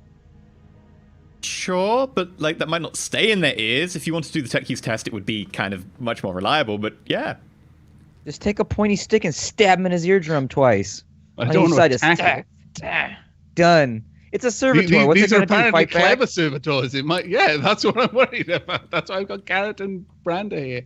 But since the gore bucket is here, like, or there's anything like there might be grease around or something. Yeah, something sure. Like if you want to just like put like into its engine oil in their ears or whatever, there is stuff around you can use. Just to block it. Yeah, well, I wasn't sure because we paid so much attention to these gore buckets. Is like, I'll just spill it here with intestines. But whatever I've got to hand, I literally just push some into its ear, and then and the next one. Yep. And then I go about disabling the multicultural. I don't do it to the other one. Are there other beds? Can I have both of them lying down? Yeah, sure. Well, I tell the other one to do that as well, and then I try to deafen them both, and then I go about trying to disable their ability to move. So in total, just make a tech use test for one, and then make a tech use test for the other. And I am, after wiping my hands all over my pants, a 9, I am following Carolinus around, watching him do all this stuff. It's fascinating. Okay. So you got a 0, I'm standing 9. by the table. I'm standing by the table that he's working at, keeping an eye on the other servitor. Damn, look at you killing it up in here. Okay. 9 31. with a 42 and a 31. And a Both of them, as far as you can tell, you have quite easily just found the motor cortex gone. Boop, doo. All the like prosthetics and bionics that they've got integrated into their person completely powered down. Their basic motor cortex is also offline. The ability to hear should be gone as well. Their ability to talk and stuff will also be gone because you turn off the motor cortex. And as far as you can tell, they won't be moving and they can't perceive really outside of them. They also have their vision off right now. They're effectively locked inside their head. Well, they're also laying face down, which is why I didn't worry too much about what they could see. So effectively, I have given them sensory deprivation. They can't hear or really tell what I'm saying. Right at this point, I start speaking a little bit more freely. We need to remove whatever memory core they may have so that we can analyze where they've been, what orders they may have been given. We can cross-reference those with the orders that the ship has sent or log that have been sent. Any discrepancy will further solidify my suspicions. Carolinus, also the 09, that was 5 degrees success. Okay. You notice that there is an autonomous program running inside of the Cognite unit on the back of the Servitor, one of them at least, which is monitoring the hearing and the vision inputs. Okay. Right. I'm not going to disable it. I do mention this to Brandon, and I actually explained to both Garrett and Brandon that this is why I've gone to efforts to deafen them before I disabled them. As far as they're aware, they're being maintained or just investigated in some passive capacity. But that I'm concerned that whatever triggered the other servitor to attack our prisoner may cause these to either attack us or worse, destroy their own memory core. With that disabled, I am going to try and remove the memory core without disabling that autonomous function, because I don't want it to be aware that, how likely am I to be aware that that is possible? Is it possible to remove the memory core without, quickly, without it being able to respond to that if it was monitoring it? Would I be able to isolate it from being fried? It would effectively be a tech use test, and it would be a tech use test, a flat tech use test up to, depending on how complicated the program is, if it is monitoring that, up to a -30, depending on how well it is coded. Okay. Well, I'll try it on the first one. I'm going to try and remove the memory core. Well, actually, bearing in mind, based on the fact that I know it's there, how easy would it be for me to disable the program? Or how likely would I be able to simply turn that program off? Effectively, right now, the program is completely contained inside of this unit. The unit is unable to move or anything, unable to really perceive anything. As far as you can tell, it doesn't seem to have any other inputs currently. The only 2 active monitorings it's doing, it's monitoring the visual input, and it is monitoring the hearing. It's also then running them through part of the brain, but it is definitely monitoring only those 2 things. So as far as you can tell, you could probably do quite a lot of this Servitor, and the program wouldn't do anything. Okay, well, I'll try and go to... I'll simply try and remove the memory core. I don't want it in there for very long. Sure. Because it could try and fry it, and I want to try and get it out as fast as I can. Given that I know that this program is running, how can I monitor the program, or can I monitor it at all? You don't have a lot of tech use stuff with you. You've got the basic stuff in here that will be able to let you view certain amounts of data and so on, and to a certain amount you can reprogram the servitors here. You don't have a lot of stuff. You don't have a mental a mind connection, MIU or anything. So you can make basics, but you don't have as much control as you would otherwise do. I'll simply try to remove the memory core then from the first one. Okay. 52. 52. You do get the memory core unit out, despite the fact that was technically 2 degrees of failure. Okay. And I try to do the same on the other one then. I carefully put the memory core aside. And go ahead. Yep. 53. Yeah, that one memory core unit comes out. Failure on both of them. Both of them are now still technically running as servitors. However, they aren't able to really keep much memory. They effectively forget. Removed. Yeah. So it would be very short-term memory. Yeah.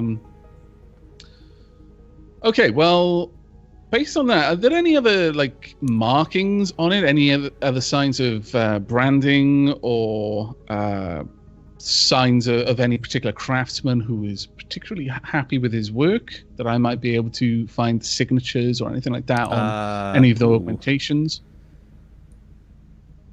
Let me check. There is actually a maker's mark. I have it. Let me open my accumulated lore document. Magos Quintilius. That is a name that I remember. It appears that the servitors were manufactured at a forge complex that he owned, and they are his design. The forge that they were produced at, and let me go find the forge world. Gottliebst. Okay. Magus, would I need to roll a memory test? But I'm fairly certain the Magus Quintilius was one of the tech priests that we met in the first world that we went to. Yes, he was in charge of Lazarus Hive in the Northern Complex. Yeah. Yes, he was the one with the servo skull that created the bubble around us when we talked in the hangar. Is that right? No, that was a different one. Oh no, that was a different one. Magos Quintilius was the one who ran the entire hive complex, who had several cybernetic arms and stuff on display. Yes, I remember now. And the doors with the arms. Yeah. Yes. Okay, thank you very much. Right, well, with the servitors disabled, so I find Magos Quintilius. I make a note of that. It seems that these servitors may have had some connection. What was the world that we were on with that Forge world? Because it wasn't the name you just gave. Arnhouse, wasn't it? Okay. Yeah. They were manufactured somewhere else, but I do recall that the Magos was quite enamored with the upgrades that Reclamator Glitch was performing. Although we did sanction that all the cybernetics produced at that forge be destroyed once we discovered the corruption, I wonder how likely it is that a rogue trader might have avoided hearing that recall. As a note, you can have a look at the effectively the Mind Impulse unit connection on this, and you can have a look if it matches the stuff that you found last time. Okay. Tech use? It wouldn't really be tech use. You spent quite a while there looking at it. You know where to find it. You've already done tech use tests for the thing, so you can quite easily look at it. The Mind Impulse unit connections were manufactured on Goblivst. They don't seem to be the same as the ones on Arnhouse, no. Okay, well, that's reassuring. All right. Now I assume it's a matter of just hooking these memory cores up to a device that would allow us to read from it. Is that right? Yeah, sure. You plug them into the nearest cognitor unit. There's several for that purpose. Okay. All right. Actually, rather than doing that, now that we have these, for all intents and purposes, these servitors have been disabled, or is there a way that I could simply disable it? Now that I've taken what I want, you can fully shut them down if you want. Effectively, right now they're running in a kind of standby mode. They are running, but they are running so internally they have no inputs. I'm gonna shut them down then, given that. Okay. Is that just something I can do? Fantastic. Yeah, they turn off. Okay. Well, that was easy. Surprisingly, actually, I thought I ran into some trouble while I was removing the memory codes, but the program was either not monitoring what I was doing, or we were just so lucky. Either way, we have what we came for, and there wasn't any particular complications. However, I would not trust this ship, I say as I glance over to the other servitor. Garrett, would you mind guarding these? I shouldn't be too long, but it would be useful if you could. You don't need to stop anything from happening, but if you could just make me aware if any servitors try to interfere. As far as I'm concerned, these are disabled. I'm more concerned with someone else trying to re-enable them or destroy them. There may still be evidence here that will be useful to us. Stand here with a bunch of robots. Okay. I can handle that. Don't try cutting any of them up. Why not? Alternatively, we could be jumping at ghosts, and I'm well aware that I might be being overly paranoid. If you would wish to join us, I'm returning to the captain's quarters in Cassius. I'll chum it up with our wonderful servitor here. He was nice enough to carry my chum buckets. Very well. No doubt there will be other workers by shortly. I imagine that the servitor maintenance bay is at least visited occasionally through the day. Just keep us abreast of any developments. Brander, if you'd like to stay, you're more than welcome to, but I'm heading back to the captain in the cigar room. I'll come with you. Okay. So that in total probably took you about an hour and a bit. Okay. So Cassius, meanwhile, back in the cigar room, you've cracked open the bottle of Amasec, a couple of drinks in, cigars. So, Cassius. Something wrong?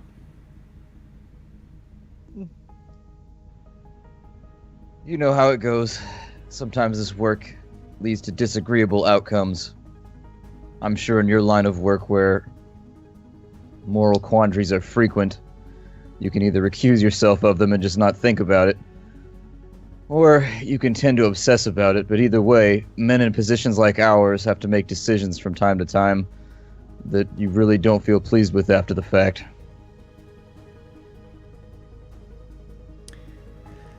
I know exactly what you mean. It wasn't too long ago, maybe 100 years, I was in shoes much similar to yours back then. We've all made decisions we have to live with. Is that around the time you came into contact with my employer? Yes, that would be around the time. Well, then I suppose it's good to know he has this effect on everyone he decides to interfere with. At least there's some commonality there. Sometimes you feel a little singled out. Well, at the end of the day, what we do is for the good of the Imperium. Without us, well, the Imperium would be a worse off place. I know that in my day, many the threats were dealt with, and some of them are a lot more depressing to deal with than others. Even children, old women, civilians sometimes can be heretics, can harbor the enemy without knowing it, and the Emperor's will must be done. We don't have to like it, but that's the way it goes. I take a long puff of the cigar, and I think for a second, saying, but where is the line drawn, for example? Let's say 100 people, all innocent. Let's assume they're innocent. They all have to die for one person who's guilty to be captured. Obviously, that's not where we draw the line, because we do that every day. Entire worlds, a little bit closer to the line, but still, it's done. Where do we stop executing the innocent in the pursuit of the guilty, and at what point do our actions become evil? That, Cassius, that is a question to ask the Inquisitor. Where do individual Inquisitors draw the line? Well, I like to believe that Ravan is a little bit more compassionate than most. I know he does what he can. I know that I, now as a rogue trader, have the power to declare war on behalf of the Imperium on entire new Xenos species, or I can, if I deem it worthy, enter into trade bargains with them. And that's a lot of power for just one person in a ship, in a planet far above everybody else to make. But someone has to make it. It's all sort of arbitrary, isn't it? I mean, one interrogator tells me kill all Xenos on sight. Doesn't matter. It's irrelevant if they're sentient or they're useful. Just kill them all. Another one says make the best decision you can, and another one says, well, hold off, don't do it. Who do you believe in this situation? Like, whose path do you follow down? Because they all have the authority. That is a complicated question. I see you have met faction politics in the Inquisition early. I do not envy you. It's impossible to avoid. It appears as though any time you make a decision, you're labeled one way or another, and a dozen men will take your defense, and another dozen men will all say that you're worthy of being burned. The more complicated question is, when you have to do one action that many will damn you for, but you know will save many worlds, do you do it? Regardless of my philosophical musings, it's my duty, so of course I do. That doesn't stop me from thinking about it afterwards, though. It still gets done, mind you. I take a drink of the Amasek, but we have to live with these thoughts afterwards. Yes. For me, well, I've done your job long enough, and I've done this job for such a long time now, I lose count. But honestly, there is some solace to be gained in the fact that I know that I'm at least somewhat more diligent in my job than many would be in my place. I've met many rogue traders who will happily just bombard places from orbit every time there is even a hint of anything possibly wrong, rather than even daring to look into it.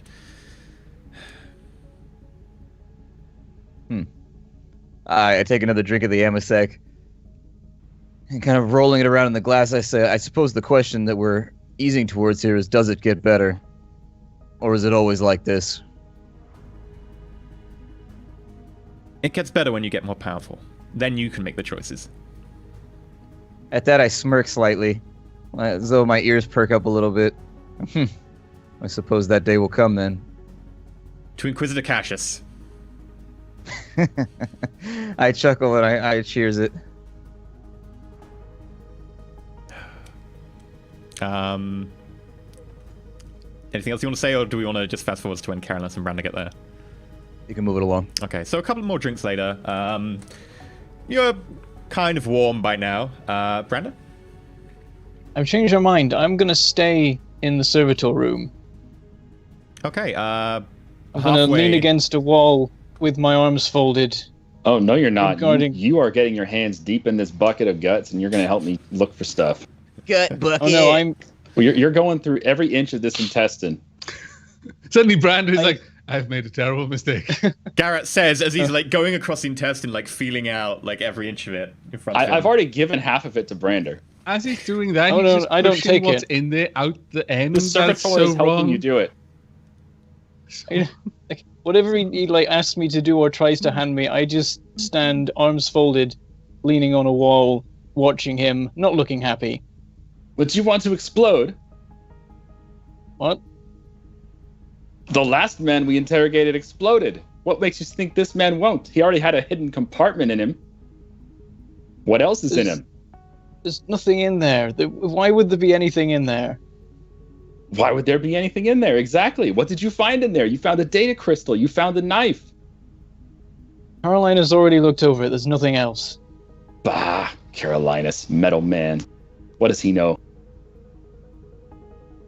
A bit more than you. Ooh. Have a good laugh at that, and I go back to looking through the intestines. And after a while of silence, you say, you jeopardized the mission. That creature was helping us. And you killed it just before it could. If we hadn't found that creature, we might have had to destroy that whole world.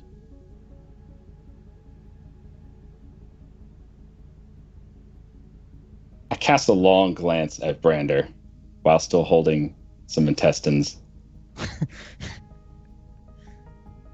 No, go Brander, my friend. I feel you may have suffered under the influence of that guy, that creature. That thing was not helping us. It clearly had Carolinus and even Cassius under its control. Surely you saw that. And you saw what it did to that data slate. It made it quicker. It took out some sort of tracking device. Whatever it was doing, it was helping us. We didn't give it any weapons. It wasn't going to make anything that could harm us. According to Cassius, it was making something that could help us find the thing. Yes, according to Cassius, according to Carolinus, yes. The two who were completely under his control. Everything he did was just absolutely perfect in their eyes. Oh, you want to take apart our weapons? Yes, go ahead. Make it better. Yes, do the thing. What are you doing? We don't know. Do it anyway. Yes, do the thing. You're clearly helping us here. Don't be dense. Wasn't your call. Yes, it was. I'm part of this team because I can see things that you cannot. I thought you were smarter than this, Brander. Don't get confused. Stay on the path. You're right, we are a team, which means we're supposed to make these decisions together. You can't just walk up to it and put a bullet in its head but after tricking us out of the room. How are we supposed to trust you if you do things like that? And if I'm right, and Carolinus and Cassius were both compromised, both under this creature's influence, then how am I supposed to handle the situation? Am I supposed to discuss it with them? Oh, hey, by the way, you might be under the influence of this alien right here. What should we do with it? What do you think they would have said? They were so enthralled by this. I tried to get Cassius' attention. I tried to tell him, we need to look at this. We need to take a look at this creature and decide whether or not this is actually good for us. And what did he do? He told me to get out of the way. He even tried to push me out of the way. He was so infatuated with this creature that he couldn't see clearly. I just sat there for a while. It wasn't your call. Shake my head. Bah. You don't know what you're talking about. Neither do you, feudal worlder.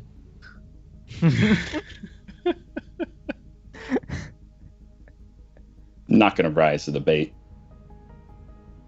I don't say anything else.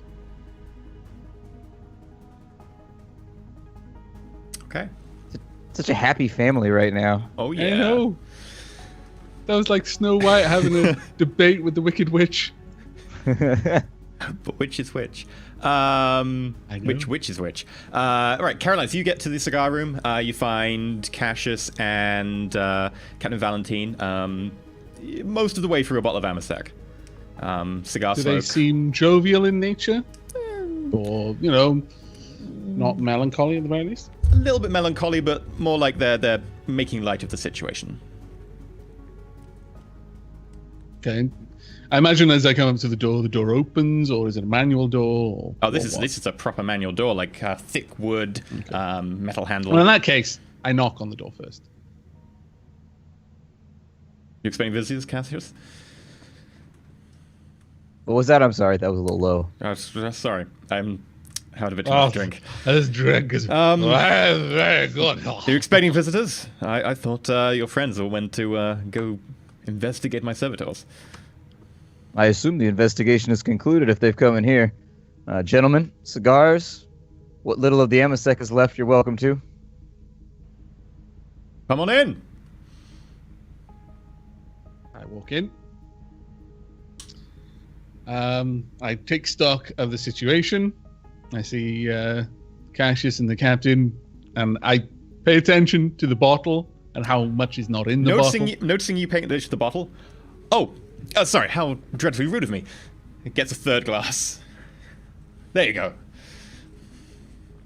Because clearly that's what was wrong. Yep, precisely. I close the door behind me and cross the distance to the chair. Thank you, I say. I don't take the glass, though. Instead, I place the two memory cores down. I've had time coming up here to clean them with my robes. My robes are a little bit more dirty, but it's hard to see. Blood on a red robe. Invisible.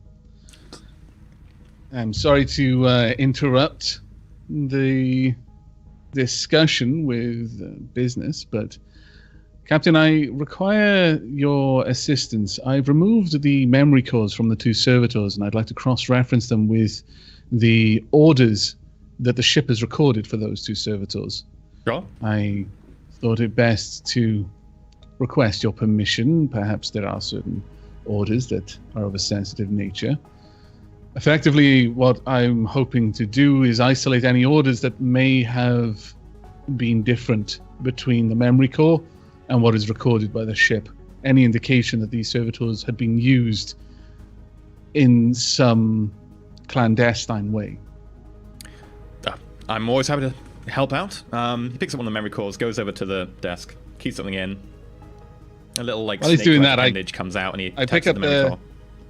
Amasek and I seem to consider it for a moment and sort of glance at Cassius.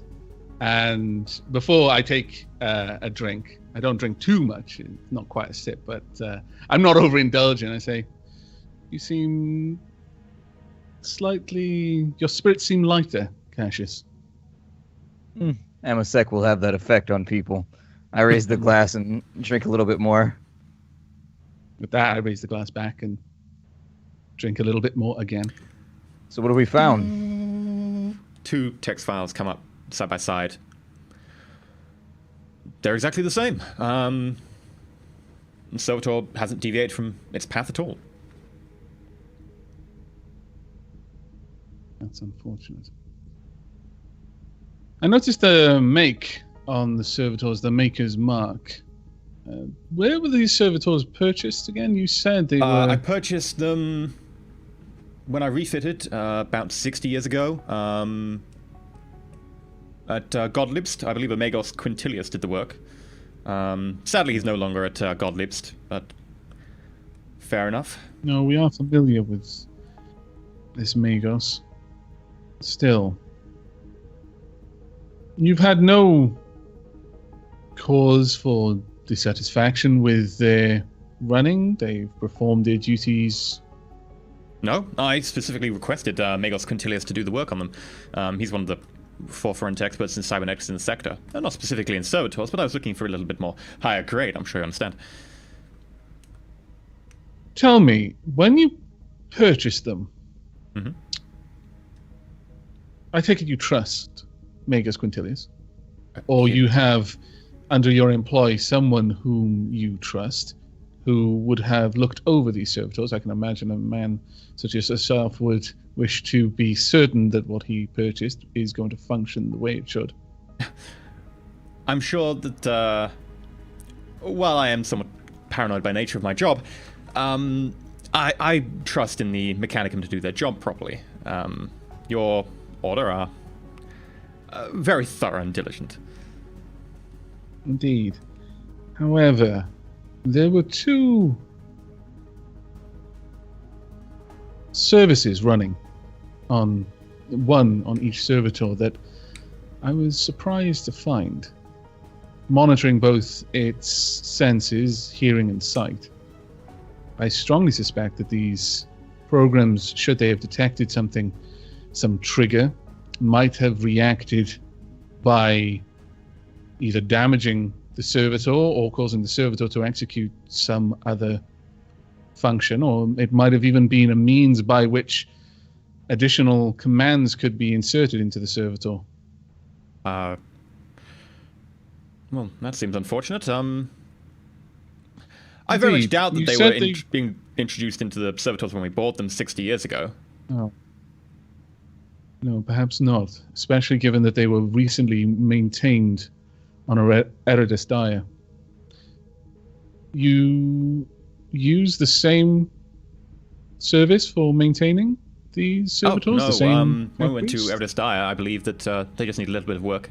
They'd been taken down to the port, and whoever's the local tech priest down there in charge of maintenance and so on would have probably looked them over. Do you have any logs of this transaction, the name? I'm just bring that up. That would be... one second. I forget the exact rank title. Master of the Fuels, Tech Priest Binus. Caroline, so you actually did very quickly meet Tech Priest Binus when you were there doing your initial investigation. You found no indication that he was wrong in the records, but he was in your investigation log, and you did have notes on him. You very briefly met him. Cassius, at the sound of his name, it's like fog clears in your brain. This is what your deja vu has been. You recognize the name from the files and all the paperwork you went through and spent a very long time looking at for 2 weeks. You also recognize the vague picture of an adept of the Mechanicus who you saw in those documents. Carolinus, when I dove into the mind of the one who was afraid of the tech priest, saying that name out loud, that's who it was. The tech priest that he was afraid of? I believe so. It's as though, like, a fog over the memory has cleared when you've said that name.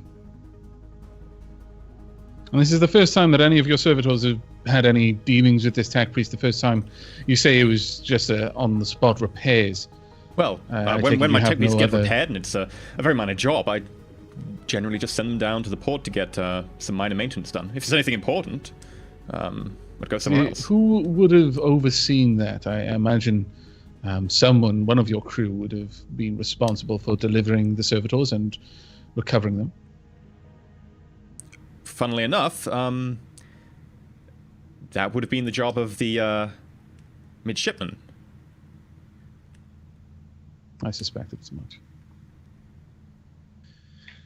Cassius, do you recall the data I managed to salvage from the pens on the Midnight Runner? No. Care to refresh my memory?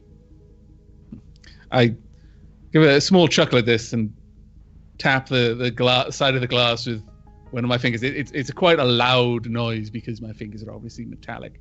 And I put the glass down. Yes.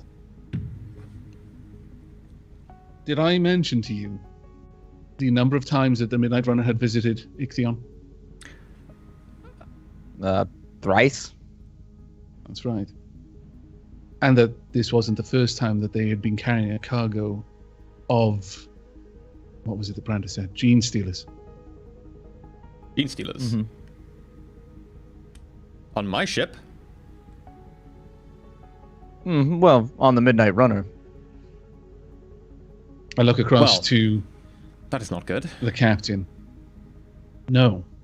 Frankly, it's very fortunate you still have a ship and a life, given the cargo you were carrying. You should see some of the cargo I've been carrying in my day.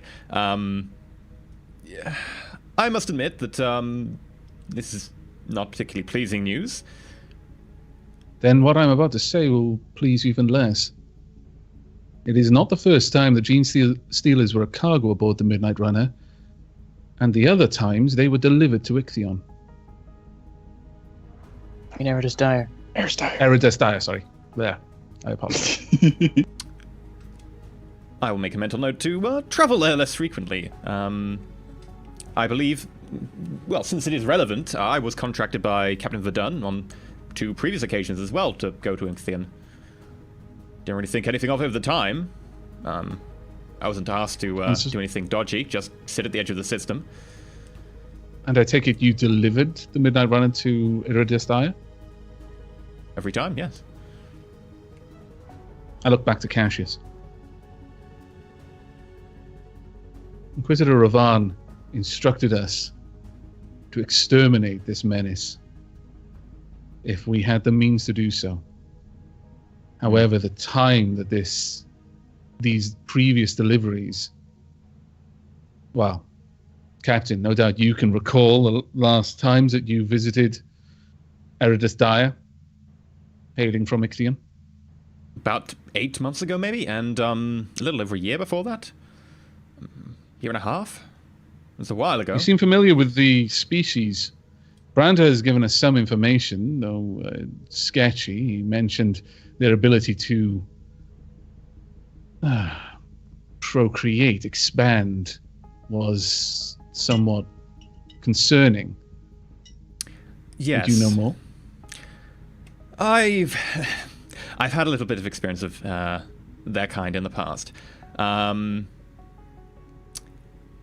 Basically, Gene Stealers, horrible xenos that they are, have a bite which can infect humans. Once infected, they turn into weird hybrids under the control of the Gene Stealers nearby. They then breed and make more Gene Stealer hybrids and make more Gene Stealer hybrids. And eventually they begin looking vaguely human. They infiltrate societies and stuff, set up cults, and then eventually they breed more Gene Stealers, which can then go on to infect more people. My personal experience is there was a Space Hulk not too far from the Ixian system a while ago, I believe. And what kind of time frame is it necessary for them to begin infiltrating the population? Well, I think the entire cycle takes a few years. They do need to go through 5 or 6 stages, or was it 4? And of course, those are limited by the normal human birth rate. So it might be quite a while. I don't think... In any case, we do not know the much. fate of these gene stealers. Best scenario is that they were destroyed. That they were used in whatever fighting ring you mentioned, Cassius, but if they weren't, then they've had a year and 8 months. Well, then I would think that our next stop would be Eridus Dire to go find this Binus. I will if I get us going immediately. If you've yes, not got any thank you, more Captain. questions. Would I be able to send a message to my order? I might be able to ascertain Binar's current location. It may be easier for me to ask for that kind of information. Oh, feel free. My astropath on the bridge should be able to relay anything for you. Should you wish to type up a message and send it to the astropath, you should be able to do that through the ship's systems. Thank you. Cassius, a pleasure as always. As usual, Captain. I stand as he leaves. Carolinus, enjoy the Amasec. I don't often see you drinking. No, my tastes are, well, a little Let's less just- refined. He assumed he drinks motor oil. Don't worry about it, Captain. Grease and engine oil. Oh yeah. Hmm. You jest, but perhaps your master of the fuels would be better acquainted with my preferred poison. Possibly. We'll have to ask him when we find him. Oh, good luck, gentlemen. I'm going to head off to the bridge, and we'll be getting underway immediately. And he heads out. Very well. I think I'm Once done he with leaves, this. I actually sink down into. I assume there were more chairs than literally the captain's chair behind Oh, the yeah. desk, and then the one cast.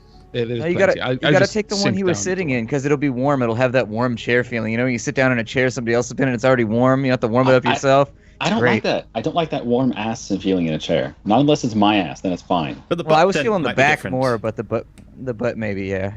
Yeah. What if you ruin his butt I imprint? just sink down into a chair. I'm going to leave that butt imprint pristine. It shall not. It shall not be tarnished. Someone can make a cast of it later on or something. Okay. A fossil.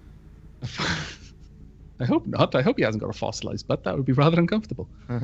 So I literally sink into the chair and just heave a sigh. And my mechadendrites, which have kind of been just snaking around, just kind of almost go limp. They don't literally just drop down. They just start Yeah. moving down. They don't completely go limp. So they're still kind of moving around. But it's clear that I'm a bit deflated. Whilst I was very much in favor of exterminating the one creature on the planet we just left, the idea of trying to deal with a cult of these things, that is far less appealing. So too is the idea of informing the Inquisitor that we can't deal with it ourselves because I have an inkling of what might come next. Eridus Dire is a populous planet. I don't really say anything. I just kind of take another drink from the Amasec. Well, it's our duty to report it to the Inquisitor. And Be sure Our to initial import mission- it to Ravan. Oh, well, actually, it makes little odds, but I fear Khan's response may be a little bit more direct. I seem interested when he brings this up. What do you know of Khan? What swung your opinion against him?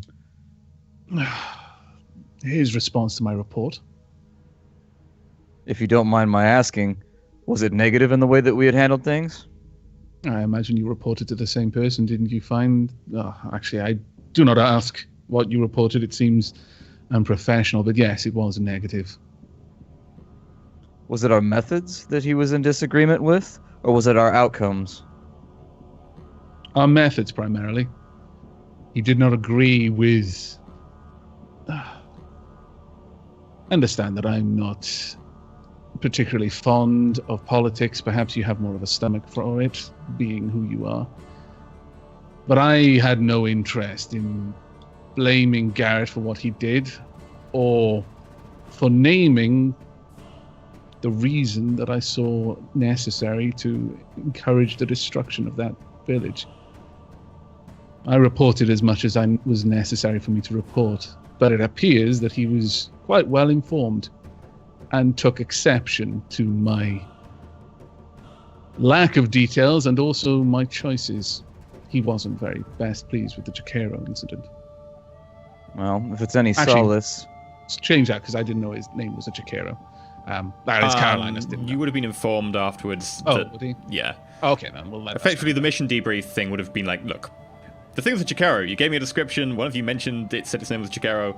It was a Jakero. We would rather you brought the corpse back. You failed on your secondary objectives, but sure, you did the primary. So yeah, you'd have the name. I lean forward in my chair a bit and I say, well, if it's any solace, I've had correspondence with Ravon, and it seems as though there's some level of rift in between Khan and Ravon when it comes to operational guidelines. On speaking with Ravon, he seems in favor of bending rules a little bit in order to get our missions done. Whereas in the case of Khan, I simply did not send my last report to him. I've no desire to speak to a man who is so rigid. I grew up along the Senate floor. It seems a good way to describe him, yes, based on my limited interaction. He was not best pleased. I grew up on Senate floors dealing with complex politics in between families, judges, heads of businesses, and things of that nature. And rigidity will not survive in that environment. The mentality that Garrett and Khan appear to have, that is not the mentality that will allow us to complete our mission to the extent that we need. The only way it will work is if we go in guns blazing every single time. But for all intents and purposes, we are in the business of espionage. And that requires it's interesting some you single leeway. out Garrett there. Well, he made an unfortunate decision on the last mission. This mission. I thought it was done, so I suppose it's not the last mission anymore. It's our current mission. While I understand why he did... I haven't. And honestly, I was a little bit concerned at the way everyone else perceived Garrett's execution of the creature. I understand why he did it, and I bear him no ill will for it. I get it, but the creature would have better served us. I mean, by all means, execute it after we had what we wanted. But before we had acquired whatever it was working on that was going to help us find the creature that it was clearly aware of, at least let us have our play first before we get rid of an asset like that. I take it you would not be offended if I spoke bluntly. Of course. If Garrett had not destroyed the Jakero, we may never have needed the assistance of that tribe, and had we not interfered with that tribe, they might still be there. I take some blame for the tribe. I got caught up in the moment and their usefulness, and in their usefulness I damned them. It was an unfortunate situation, and I take full responsibility for it. Perhaps. In truth, I cannot confess that I was best pleased with the choices you made or the charade that was upheld, but we're caught. There's no clear distinction, well, except for Khan and perhaps Garrett, as you're saying, between right and wrong. Still, if we could have simply tracked the beast, we could have left that place well enough alone. The witch was a risk. Honestly, destroying her was a necessity. But her people seemed unfortunate collateral damage in it all. They got caught up in something that was bigger than they were. Too difficult for them to understand. It was heresy once we were there, but perhaps if we'd never been there, the heresy would never have been uttered. What concerns me is not that the village was destroyed for heresy. It's the fact that I so willingly destroyed it in order to cover up my own lie. Revealed a part of myself that I'm not entirely pleased with. But that's something I have to live with. Now that we know that Binus is on Dire, Do we go back? Do we wait for the Inquisitor's orders? What do you think? I'll speak with my order. Linus may not still be on Iridius diet. If he is, that would actually make this a little bit more convenient for us. If he's there, it may be possible that he is in some way a willing participant in this. And if he is, he may have information that would expedite our investigation.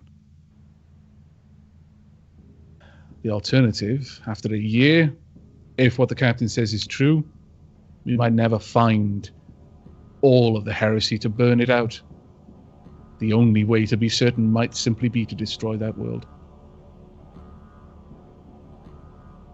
Well, in any case, speak with your order. I will contact Khan and perhaps Ravon through the astropath, although after my last speaking with Ravon, he made it clear that I was not to go over Khan's head again. We'll have to be careful in the way that we tread from here on out. But I'll get further orders and see what he requires of us. Go easy on Garrett. Khan, express that we wish to prove ourselves and that we will contact him should the need arise. But he seems the sort of individual that might be pleased with us taking the initiative and not using the Inquisition's resources unnecessarily. Very well. Go easy on Garrett. I understand his decision-making process. It's just that he comes from a world where the wheel is the height of technology and flinching at thunder is a recent advancement in religion. There's not much you can do with a mind such as his. But he is a good willing shot. To destroy our assets when they're not ready to destroy him. But if you notice, Garrett was nowhere to be found when we were fighting the thing in the cave. I snort. Yeah, the creature was fearsome, but it didn't strike me as being particularly that horrifying. Much more so that the creature in the cave was more so horrifying than whatever it was that he killed inside the shuttle. So, who knows? Still, I understand what you're saying, and I don't disagree. He says we were in Sorcel, and perhaps to him it appeared that we were. Who am I to say that we weren't? Still, what worries me is that he made that decision without any discussion. He executed it.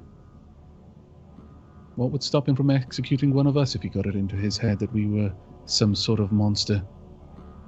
I pause for a moment, and then I lean forward. I wonder what his people think of those with talent such as yours. I lean back in my and I am concerned about it. I lean back in my chair slightly, and a smile crosses my face as I realize that he and I have both been thinking the same thoughts. The thought had crossed my mind as well. And contingencies are in place. Contingencies aren't too useful if you don't see it coming. And I suppose for now we'll have to sleep with one eye open. Did you see the item that he procured from the quartermaster on the ship? No, I hadn't. No. It extends his ability to make sure you don't see it coming. By a fair margin. I'm just concerned. Oh, your I concern think is well he may justified. well have been acting in good faith. I go to stand up. I sigh. But understand this, Cassius, for what it's worth. I consider him a member of this team, and as such an ally. But it's not his token of brotherhood that I wear on my belt. And at that I tap the white token that Cassius gave me. If it comes down to a choice, well, you understand what I mean. Yeah. Let's cease this talk of choices. I do think that Garrett is a redeemable asset. I sincerely do. I think he's doggedly one-minded in the way that he chases down his objectives, and we need to find a way to show him that sometimes the result is better when you allow the road to bend a little bit. Not too much, mind you, but there is room to wiggle. As you will. You've got a better way with words. But perhaps you should have a word with him specifically about your nature. Ease him into it. He's only seen a fraction of what your kind can do. I have a better inkling. And some of the things that I've seen, well, they frighten me, much less someone who isn't used to it. Let's knock on the door. I'm already turning towards the door. Door So I opens, start walking towards it. and a servitor enters. I have a coded message for you from Interrogator Khan. It offers Close a the data door slate. behind you. It offers a data slate and then goes to leave. I take the data slate. Turns around, exits, closes the door. I stand there with a cigar still in my mouth, and I start perusing the data slate. What do I see? Responding to Eugene, Brent, you flick through it, and it says, basically, it's new standing orders. Very specific standing orders. I understand you're on your way back to Eredith's Dire, presumably, after finishing your investigation. Look through the prisoner and get all the information out you can, and debrief when you can have the next opportunity to send a message. When you get to Eredith's Dire, complete your investigation as quickly as possible. I have an urgent priority mission for you that needs to be carried out immediately. Especially, I need it carried out with the minimum of fuss and without much tension being brought. This mission must be done as quiet as possible. An item has been stolen from the Inquisition archives on Eximus Pandara. This item must be recovered forthwith. It appears as though we've got our new orders, Carolinus. Now we've just got the choice as to whether we appraise him of what's going on in Eredith's Dire and request an extension in our duties. It sounds like this new mission is of utmost importance. I don't think I've ever heard Khan use wording like this before. If it's that important, then perhaps we should see to it soon. Is there any indication of what it is? Apparently some item has gone missing from an Inquisition archive, and he needs it recovered as stealthily as possible. There is a full mission file attached and so forth that requires all four of you to be present, gene and vocal prints recognized for it to activate. Stealth is not particularly this group's greatest strength, but should I fetch the others? Oh, wait. And I remember that I've got my bead, so I blast through. Can you both join us in the cigar room? We've had an emergent communication from Inquisitor Khan. If the servitors haven't moved, we'll assume that they won't. You can come up. Right away. On the way. Okay. I'm going to grab Brander before we head out. Okay. I'm going to look him in the face and tell him, friend, if you ever see me or anyone else in this group under the influence of a Xeno, you need to act. When you're under their influence, you're not acting as yourself. You're not acting for the Emperor. You're not yourself. You need to make that choice, as I did. If I see that, then I will do that. Good on you. In the meantime, while they're trying to arrive, I scribble down for the astropath a message to be relayed to Khan. Okay. Concerning the possible presence of further gene stealers on the planet of Eredith's Dire, having found evidence now that the trafficking has been taking place for several years in between. Basically all the information that we just found out. And then at the end, I relay that we are willing to take the initiative and go down and hunt. Otherwise, we've received the newest orders and await his decision. And with that, the four of you congregate into that room, and we'll be right back after a short break, because I need to take a toilet break. So we'll be back in about 8 minutes. Stay tuned. We'll be right back. So Takes precisely 7 minutes and 46 seconds for EE to take a toilet break. Yep. Bad prostate. Yep. Yeah, just the flow rate. But yeah, so stay tuned, and we'll be right Poor back. throughput. We will be back though. So yeah, good time to go get a drink, go get some food, take a toilet break, go walk the dog, whatever you need to do, and check out the Patreon. Check out the Patreon. Definitely go check out the Patreon because I really, really want us to get to the next stretch goal so I can be a character again. Yay! Yep. He just wants to play. Nobody ever invites him to play. Yeah. It was a sad day on the playground for EE. I always have to be GM. Everyone has to bully splat if we get to that tier on the Patreon to let my character have a business of ferrets. It has to be. They need to be dragon ferrets as well. Ferrets that have eaten dragon eggs and have dragon powers. See, now I want to see that. As dumb as it is, I want to see that now. See, I'm just to be Bard, James Bard, Bard extraordinaire. Oh, that's the exact way that you started the description of the episode today. You're like, Warhammer 40k Dark Heresy is set in a grim future. And you said, what was it? What is it? Dark Grim? No, Grim Dark. You said a dark future. Grim Dark.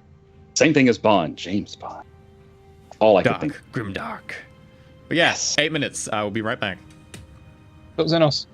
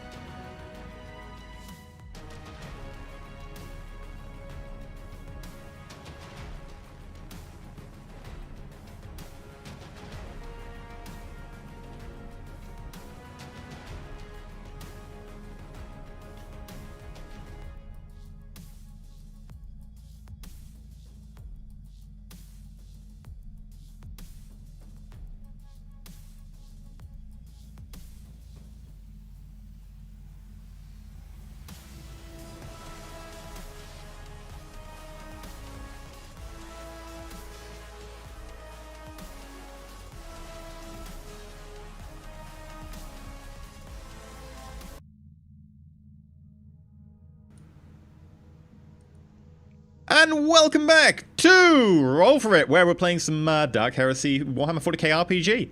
Our team of acolytes has managed to have their prisoner stabbed by a rogue servitor. They've got the servitor memory core, so presumably they'll find out from that. They found a mysterious data crystal. And they also have the information that the tech priest that they've been looking for is Tech Priest Binus from Eredus Dire, where they're now headed to, and they've also just got some new orders. Now, before we dive back in, I do want to mention the Patreon, patreon.com/Roll4it, which helps support the channel, helps support us doing this. And of course, if we get to a tier that's not too far away, I think it's like $500 away, we'll do a second session a week where we'll do D&D. I get to play, Splat gets to GM, and it'll be a lot of fun. So I'm really We'll force Aavak to sing bard songs on like a daily basis. I'm not going to be a bard. If I was a bard, I would totally be singing awesome songs. But you've wouldn't got be making any of these lame dad jokes. It would be all like thematically appropriate songs. Oh, about mine won't be thematically appropriate. wenches and blacksmiths and dragons and virgins. It would be great. I'll have you know, I appreciate a good dad joke. Okay. Because you're practically one. We just have two bards. Just two bards, all bards. We'll have a bard off constantly. Yeah, you could have dueling banjos, ding ding ding ding ding ding ding ding, and the other bar would have to, and you both just got to keep rolling, just rolling. Look into my eyes and it's easy to see. 1 and 1 makes 2 and 2 and 1 makes 3. It was destiny. There we go. I'm just imagining if we have a Welsh bard, there's just going to be so many consonants that no one's going to know what the fuck is happening. I will I'd like to dazzle them say, with consonants. In the case that both Aavak and Enterelysium are bards, they're like Tenacious D, but I vote that Enterelysium is Kyle. I vote that Aavak is to be Jack Black. You get to be Kyle. Why do you not want to be Kyle? Man, you turned on that quick. This is going to be an Kyle's awesome, not watching. No, I get to be Dave Grohl. I get to be the devil. No, Tiefling, you Tiefling Dave get Grohl. Yeah. Nice. I can tell the devil that he can take you to hell and make you his bitch, and it's going to be great. Everything will be in the right place.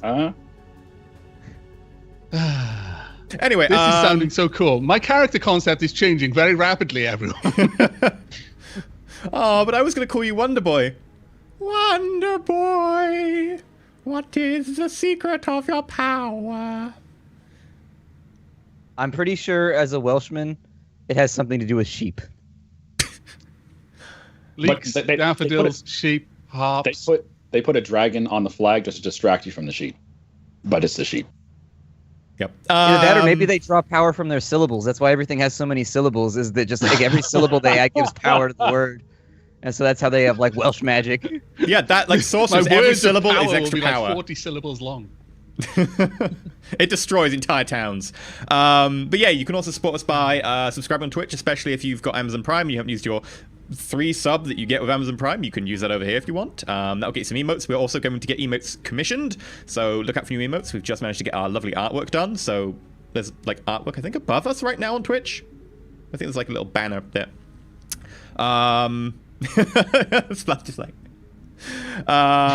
and also if you want to cheer with Twitch bits, I think you can do that. I think I've seen a couple of people in chat with Twitch bit emote things that they've got from us. So yeah, It gives a shiny emote thing that I like looking at. It makes a little thing come up that spins. It's fun. And also if you want to do a tip because you don't like doing like monthly Patreon things, I know a number of people prefer doing the single-use things, you can tip the channel and we very much appreciate that. But yeah, we'll be diving right back in. And you just got a message from Inquisitor Khan. You all gather together in the room and you put in your gene print, vocal identity, and the message effectively gives you the entire mission brief. The mission is an item. A book was retrieved and stolen somehow from the Inquisitorial archives on Eximus Pandara. The book itself is not a heretical text, however it does discuss a lot of very restricted matters. The book itself is called The Truth of Four. The Truth, as I'm going to shorten it to, is a book that is kind of... It deals with a lot of matters to do with the ruinous powers. It not being a heretical book itself, it's more describing them, talking about them, without necessarily being a heretical book. So, you know, it's perfectly legit for the Inquisition to have one. Without even having to like... This is an awfully broken thought stream for Khan. I'm not going. If you want me to do it in Khan's voice, I will, but it'll be a little more long and running. Basically, yeah, normally Khan's just like, I Khan's have a voice. mission. Okay, okay, Khan's voice. Then. Hi guys, good to hear you again. It's Inquisitor Khan. I just wanted to hit up with you guys. You had a great mission last time. I want to do another one. We have a very important thing. Oh my God, someone stole my book. I can't believe it. Who would even do this? Okay, fine. I'm actually on the verge of voting Shen for GM at this point. Oh God! Oh my lord.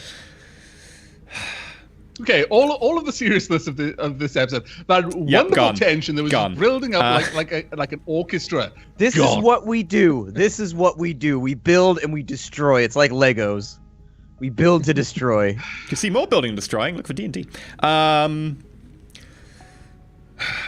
An item of vital importance was stolen from XMS Pandara. There it is. The Truth of Four is a book that is, while not heretical in nature, severely restricted because it does discuss in quite some detail some aspects of the ruinous powers. Now, while I'm not a proponent of this book and having it around, it is vitally important we get it back. This mission is going to be top secret, and I mean I will not even give you a security clearance for it because this mission never happened. Are we clear? If this mission should be found out and discovered, the issue being it would look very dimly for the Inquisition to have lost such a tome from the archives on XMS Pandara. The Inquisition does not make such mistakes, and no one must know of this, because it will look very bad for us, it would look very bad for you, it would look very bad on the Inquisition as a whole. Now, this book was sent over to a world in the subsector next door to you. It shouldn't take you too long to get there. The world is known as, let me just find it, Shenryyr in the Shenryyr subsector next door. It's a hive world. It has a number of libraries. Now, it's entirely possible that someone has shipped that book there with the intention of someone else handing it off to a different library or handing it off to someone else who will then buy it up from one of the libraries. They may not even know what they've got. But it's imperative you retrieve this tome and find out who and why they retrieved it.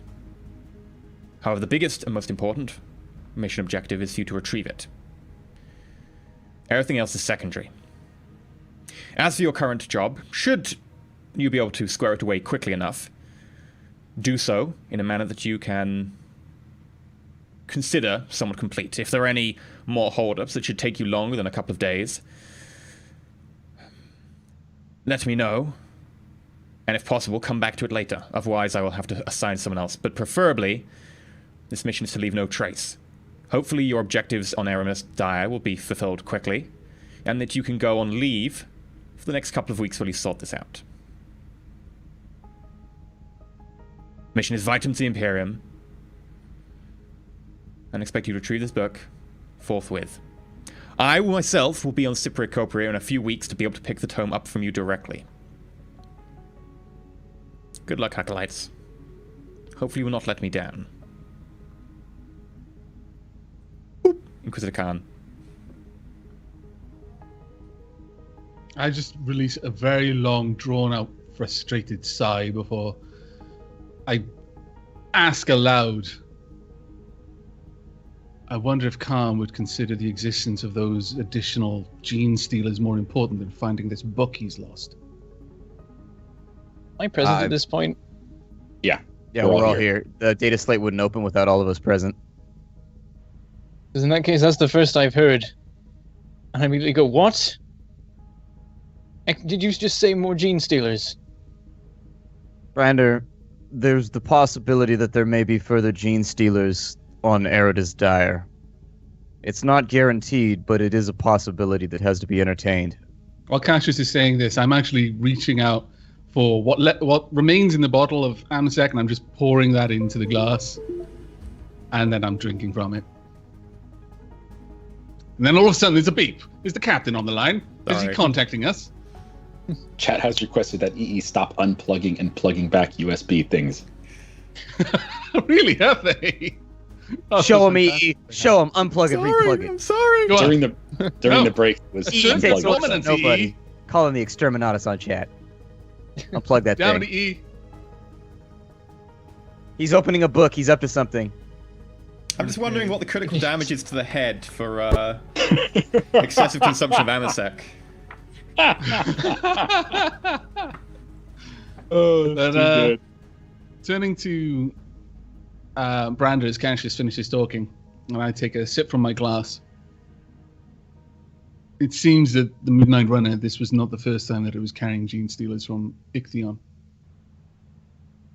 It was the third as far as the logs were concerned. And they're on Eridus Dire. Each time. Its Possibly destination was several of Eridus Dire. 2, at least. Do we know 1 how long year and ago? 8 months ago.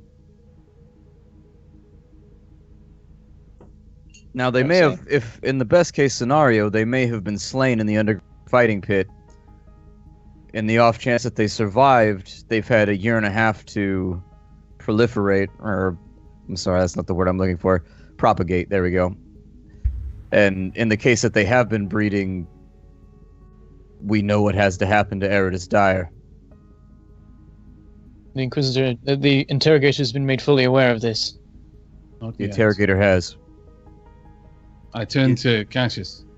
Really? Yes. Does the order play like out in audio, or am I the only person that read it? You can play it in audio, and that's why I played. Okay. So you guys would have heard that he essentially said that we have our choice right now. We can go back to Eridus Dire and we can try to wrap this up, and he urges us to do it quickly. Or we can go after whatever this book is he appears to have misplaced. Although one seems quite a bit less important than the other. To hell with the book. We need to go to Wait. Eridus Dire and Wait. pray that those things are already dead. Information is dangerous, Brander. And certain information is more dangerous than most. Anything regarding the ruinous powers in the wrong hands, even in the right hands. It's called the ruinous powers. What do you think is going to happen? I start to speak. I say I'm in agreement with Brander in this case. I've already damned one group of people. I won't do it again. I won't leave them behind. I'm not voting against returning to Eridus Dire. I'm simply saying that we should make an informed decision on this. It's not just a book.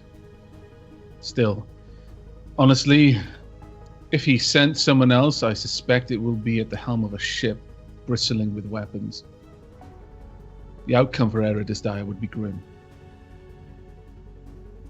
How long would it take for us to discover whether or not these supposed gene stealers even made it to the planet, and whether or not they were in the fighting ring, and I whether or know not they made it to they a planet. died? I have the details from the log. They were deposited there. What happened afterwards? Well, that's the part that we would have to find out. How far out from Eridus Dire are we? How long did It took take about us 6 days to get here.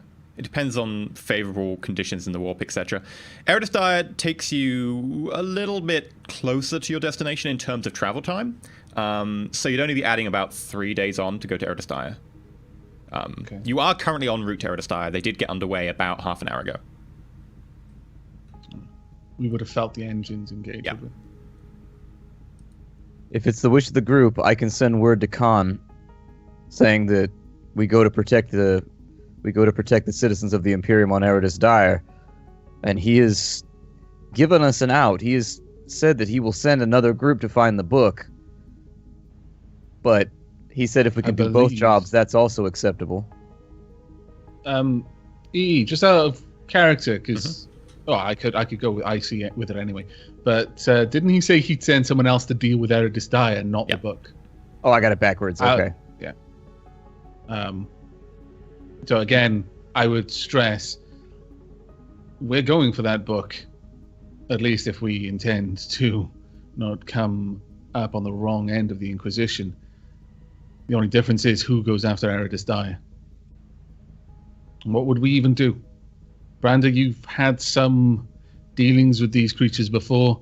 I spoke with the captain. He seemed a little bit more knowledgeable, frankly. What he told me was not particularly pleasant. How In long the have time you that been they've on the been world? there, and a year. The longest one has been there a year. The second, 8 months.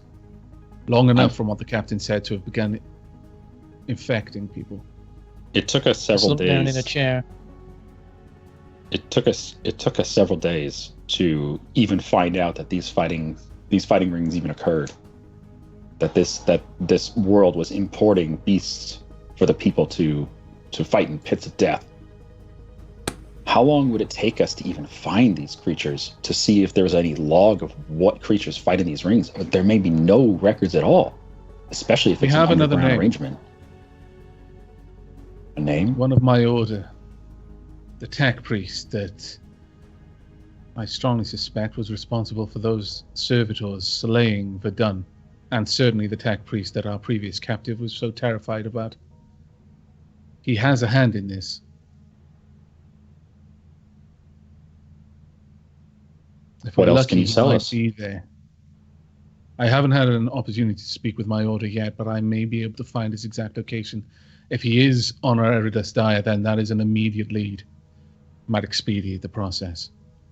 Though, given how concerned our late captive was, he would likely not be an easy prey to hunt. Well, what then is the opinion of the group? Do we break off and go after our new objective, or do we possibly risk angering Khan and going after the gene stealers? Do you have I vote any? G. Khan implied that it would be weeks of work to recover this book. Finding anything on Hive World is weeks of work to begin with, especially if someone's trying to hide it. And I don't especially think- if he doesn't want us to be known. Eridus Dire is an immediate peril, and if it's not, then we will immediately, or should immediately discover this. If we can find out, you have been to one of these fighting pits, it's likely still operational. If it is, a gene stealer is not something that is particularly inconspicuous. No doubt someone will have seen a match involving it, or someone will know something. And if they do, then we can quickly ascertain what the fate of these creatures were. I fear you may be overestimating people's ability to recognize these beasts. Perhaps, but we can describe it at least. How many four-limbed, razor-sharp, clawed, salivating monstrosities have you come across? Also, they're purple. Just the one, but this fighting pit that Cassius and I visited was full of drunk men throwing their life's money. I don't think they were too perceptive of what was actually happening in the ring. Rather whether they had fun. I understand. You raise a valid point, but at least we can try. It is, by looking at the data that we have, Eridus Dire is not far off course. In fact, it could be said to be on the way. We can at least visit Eridus Dire. We're already on course to it, I assume. Once we mentioned this to the captain seemed to think it was imperative that we be underway immediately. We can at least spare a day, 2, 3 maybe, to investigate. We can reconvene and make a decision on which threat we investigate further. In the meantime, this... sorry, I'm looking for the name. Tech Priest Binus. Minus. Have we met him before? Just curious, out of character. Caroline's did very briefly on the planet, and it was in your documentation when you were going through all the people involved at the port. Okay, so it's something that we've come across before, that name. Indeed. Okay, then, Carolinus, how difficult do you think it would be to find this tech priest that you speak of? Would your order be able to respond swiftly if you sent message urgently? I have friends in the order. Ones who may be able to expedite my request.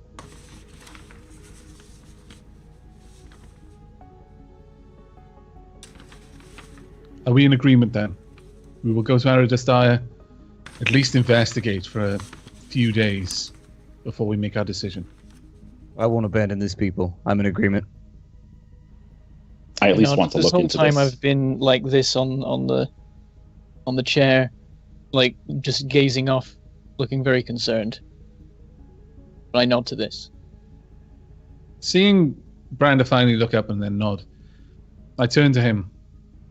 Brander, while I share your concern, you perhaps seem the most worried of all of us. Is there anything else you can tell us about these creatures? It is one thing to fight a single wounded specimen, but what we may be about to engage with, the captain mentioned cults, mentioned hybrids. What do you know of these things? And then I pause, and then after a few seconds, I continue, and a little bit more forcefully. And how do you know it? I've seen what these things do on to Brander. worlds. You're right, they make cults. They gather people around them. Some just normal humans, others horrifying combinations of man and tyrannid. And they're very good at looking like nothing. Looking just like any random organization of people. Nothing that would raise suspicion. But once you dig deep enough, you find out the truth. And then you most likely are killed by them. And how did you They're find this extremely out? intelligent in how they take things over. And a world will not know what is happening until it's too late. The captain cited hundreds of years of service as to his source of this information. But you?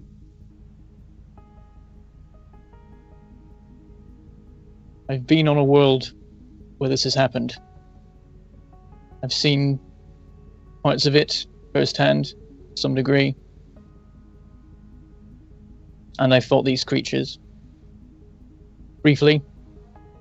Anymore, and I wouldn't be here to tell you. But I know what they look like before and after they make themselves known. And before there was no suspicion. And at what point did they make themselves known? How much time does this world have? They would not take over for a long time yet. They have grander plans that last potentially decades. At this point, it would still be in its early stages, and there might still be a chance to stop it. Would you be able to identify someone, even if they looked human? Quite possibly. But they also employ normal humans within their ranks who've been somehow brainwashed to following them. Could it be that I give Brander I a know. big, wide-eyed glance when he says someone who's been brainwashed by a Xeno to follow them. is it possible that? Oh, see now, I'm saying by now, but what is it? Binus. Binus, thank you. Is it possible that Binus might be under their control? Entirely. Anyone we happen to come across on that world could be. In its early stages, I wouldn't expect it to have taken over the entirety of society yet, though. We appear to have caught it at an early stage. Very well. Tell me, how long would this planet have before it, well, we speak of infections, we speak of subterfuge, we speak of taking control. This planet has a functioning, a very busy port. How long would it take for the cult to begin shipping its members off-world? I can't be sure. I don't know what happens if you separate a member from its leader. Very well. Well, gentlemen, I'm going to retire for now. I need to contact my order, see if they can give me a location for Binus, and any other information which may be pertinent. Hopefully we have time on the world to check in on him if he's still there. Indeed. These are dire circumstances. This mission has become far larger than I expected. Before you go, Carolinus, I know I'm from a backwards world, but allow me to think a little bit here. Yes? If this gene stealer cult has already been established, as you say, it's possible within the year and 8 months that they've been there, would they be bringing in more gene stealers via off-planet, as in through this ship that we are on right now? Mm-hmm. Brander, you seem to be the authority on this matter amongst us. Is that something that they would do? Would they continue to bring in more specimens? Can't be sure, but it stands to reason. It takes a long time, I believe, for them to be able to create new gene stealers of their own. Bringing in more from somewhere else would make sense. If that's even a remote possibility, what are the chances that this crew and even its captain are also working with the gene stealers?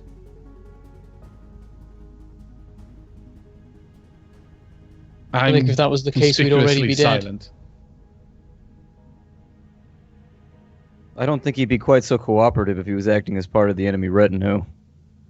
I think he would have thrown far too many. We would have seen one of the wrenches he had thrown into our plans at this point.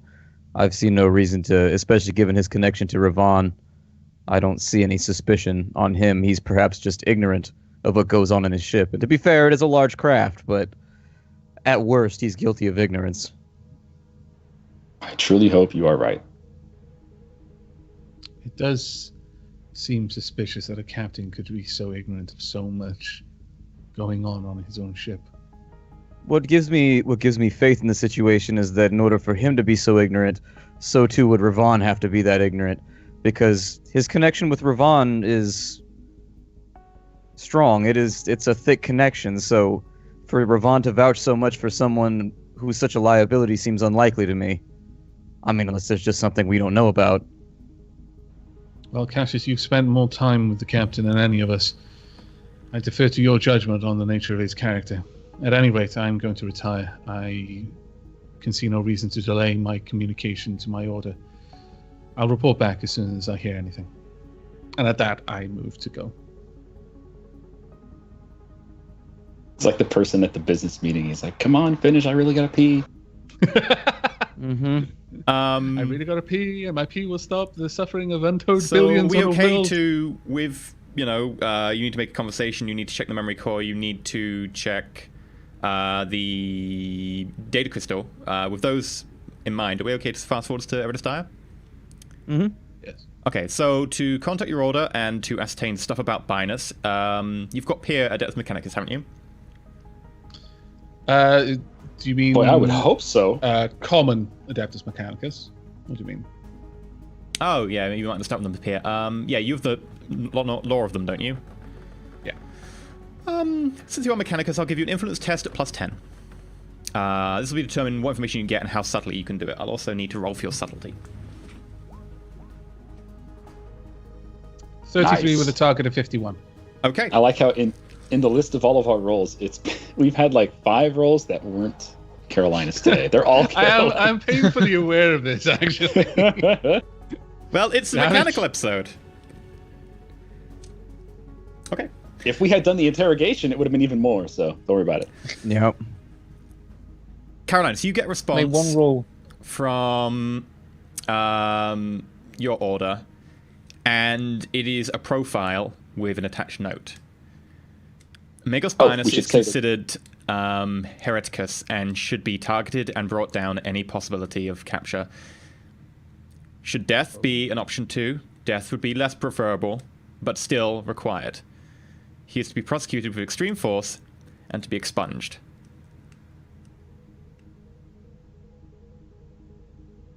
Okay, and that's the note along with the That's the like the profile. little like disclaimer at the top of his profile that he's been marked Hereticus by the Mechanicum themselves, not by the Inquisition, Man, by the Mechanicum. They put the black spot on him, the black gear. Yeah, Oh yeah. the Mechanicus The are like, black gear. yeah, this is a problem. We don't want anyone else to know about it. We will deal with it ourselves. Bring him forward for disassembly. What do you know about the Gear Wars? The note itself says, Tech Priest Drackle.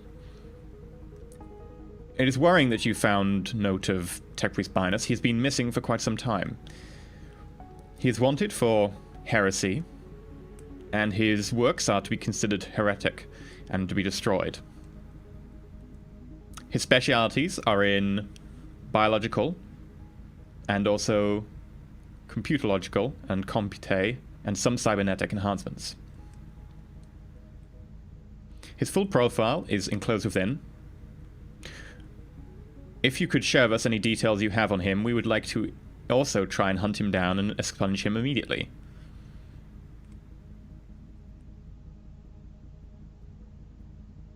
Anything else?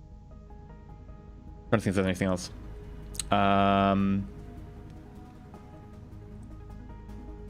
No, there wouldn't be anything else in the note. The full profile then goes on to list Magos Binus. He's about 180 years old. Cyberized quite extensively with cybernetics. Specializes in biological systems and also augmentation. He's also done some stuff with cybernetics, and in addition has played around with cognite units and so on. It just as a byline of stuff like augmentation and also being able to do servitor stuff as well. He was considered heretic after meddling with a number of forbidden amalgamations of Xenos and other materials. He coded in Java one too many times. Yeah, We just couldn't forgive him for it. What a heretic. Get on Python and C++, heretic. Okay. People still use Anything C++? else in the profile? Guess so. In the profile, there's a number of more smaller bits of information about him. Number of times that they've heard rumors here and there, but nothing's ever really come of it. He's been hunted. They don't really have any more information at the moment. He's been heretic Is there for any 9 list? years. Is there any list of his augmentations? It's old, but yes. He's got cybernetic arms, cybernetic legs, extensive cyberization of the torso and head. It doesn't list the specifics of those, but it does mention he's got several mechadendrites, including a weapon mechadendrite, auspex, enhancement to his vision and hearing, and his arms are strong. Okay. Right. Who is the contact that I received this information back from?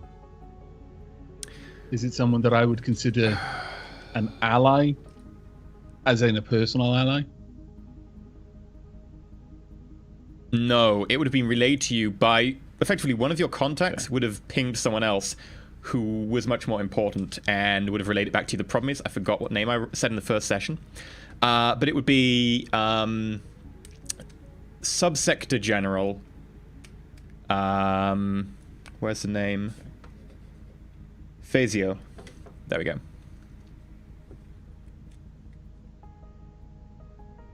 Okay. Can you remind me the? I've completely forgotten the name of basically the Mechanicus security. Basically, a Mechanicus Death Squad. What's the name of their effectively? Oh, their troops. Their troops themselves are called the Scutari. Okay. Very well. Given the request from my order, I'm immediately going to respond that I'm going to respond with we're currently hunting him on that we have suspicion that he is currently on Eridus Dire and has been active in this location recently. We have felt effect of his meddling very recently, specifically in biological units that are still predominantly flesh that have been used by the tech priest. However, that I am currently investigating and trying to hunt him, and would appreciate an opportunity to capture him. But I will, of course, pursue the Order's interest as a priority. Okay. You send it off. A few days later, you get your reply. Your reply is a mission debriefing, which is a debriefing of Skitarii unit's attempt to force entry to the workshop of Magus Binus on Eridus. It notes that a bomb was attached to the door, which detonated, killing one Skitarii, wounding another. They then forced entry, did a fire sweep. 2 servitors engaged them, which were then taken down. Inside, they found a number of records of heretical devices and works, which were destroyed, including the corpse of a gene stealer, which was held in stasis and had been heavily autopsied. They found evidence of augmentations and work done to another gene stealer who was not present. Oh. And they also found notes that said gene stealer was effectively being heavily cyberized. What? That is unfortunate. Magus Binus left shortly after your ship actually left to Raw. Okay. They didn't find information about where or when Magus Binus headed. However, it appears that Magus Binus took one individual, a hunchbacked, bulky individual wearing very flowing robes that they managed to get on a picked capture shortly before leaving dock. Does it have any information on the ship that he left aboard? No. It appears that however he left the port, it isn't listed by the investigation. Okay. I will relay my thanks for the update, and It I notes will that contact. because you gave them the information effectively, they will keep you updated with their investigation, but they will continue to investigate Eridus. Okay, well, I'll pass back a thank you, especially considering that this person is such a high rank to be willing to keep me involved. It is deeply appreciated. Of note, you probably recognize the name. Subsector General Phasio is second in line for control of the Ambrusa subsector. The Ambrusa subsector is basically the other side of the sector, but it also has 3 forge worlds. It is the main manufacturing hub in the sector. Yeah. It is where the Fabricator General, who controls Asherman, lives and controls the world. They also control all the Mechanicum in the sector. And Subsector General Phasio is basically in charge of the security, Skitarii, the defense of Forge Worlds, etc. So they have a slightly more military role than General. Okay, well, I'll pass on my thanks for them keeping me abreast of the situation and reassure them that any information will likewise be passed to them. And I will include a note specifically regarding the gene stealers, and that if they have any further information regarding the fate of the final gene stealer, it would be of paramount importance to me. Yeah, they will keep you abreast. Okay, well, with that, it's been how many days? By the time you get that 3 or so message, days? you're probably pretty close to Eridus, maybe like 2 days out. Okay. Well, I imagine that initially I informed the others that I've sent the message, and then that the information, then, while waiting basically on the information, I reported to them when the information came back that, this person is a heretic, and that he's dealt deeply with heretics specifically. And especially, I would have made them aware, based on his augmentations, and this I would specifically say to Cassius, but in regard of all the group, you made mention once that I had little to fear of bullets. There's every possibility that he would have even less to fear of them.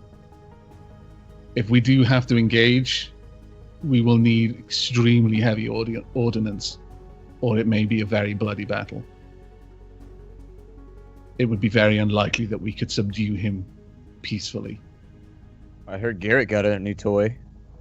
I mean, will that help? I don't have it with me, but I'm thinking about it. My eyes go big when you say that. Right. As it'll be a few days before I get the next message about things, I don't mention to them that I've passed what I knew onto them, onto my order. Should I do any other roles for the other things that I was going to be looking into? Yeah, so to break into the data crystal, you'll need to make a security check. Okay. Would I be able to have the captain look for any sort of logs on voice recordings of Captain Verdun while he was on board the ship that I could use? Sure, you can try and compile you something, but it wouldn't really help unless you knew the password. Like, you could cobble together a password out of that, or you could just hack your way in. Well, it would depend really on what. Keep hacking. Would there be a way of me working out what the password is, basically? You know, like key only cards you, and things like only that. If you there are ways know to do it. Okay, I'll just hack it then. I'll try. Okay. Anyway. It'll be a security test, and it will be at -10. -10. 82. I will fate that one. Okay. Oh dear. See, he tries to hack security and nobody gets mad at his fate usage, 92. but I try to get... an 82. See? You think you've got it, you spend a few days trying to hack into it, and you think you've got the password, and... Boop, boop, boop, boop, boop, boop. Incorrect password entered. One more attempt before self-deletion.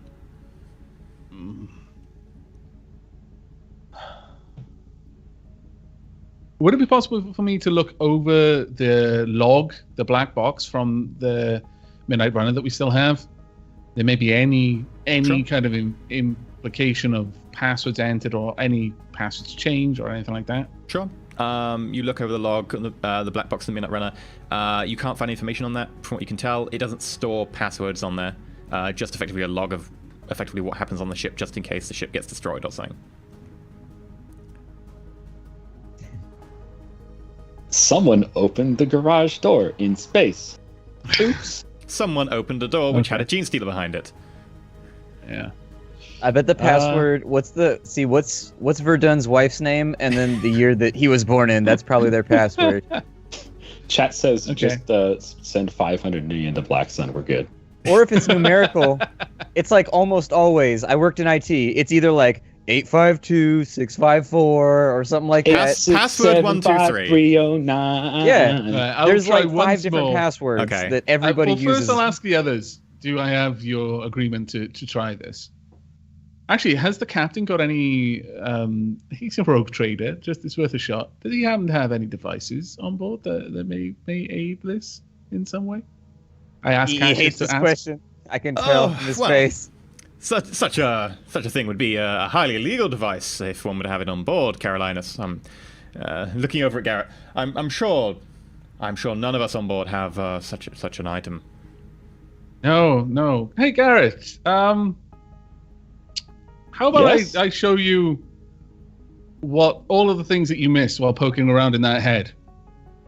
I noticed the buckets are still in the room. Let's go and play with. Those buckets bucket must full of stink stuff. by now. Yep.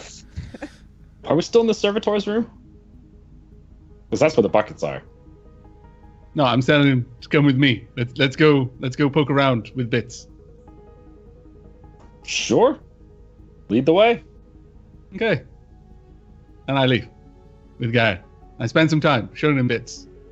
Surely, Captain, you understand that certain illegalities become necessary in the pursuit of the advancement of the Empire.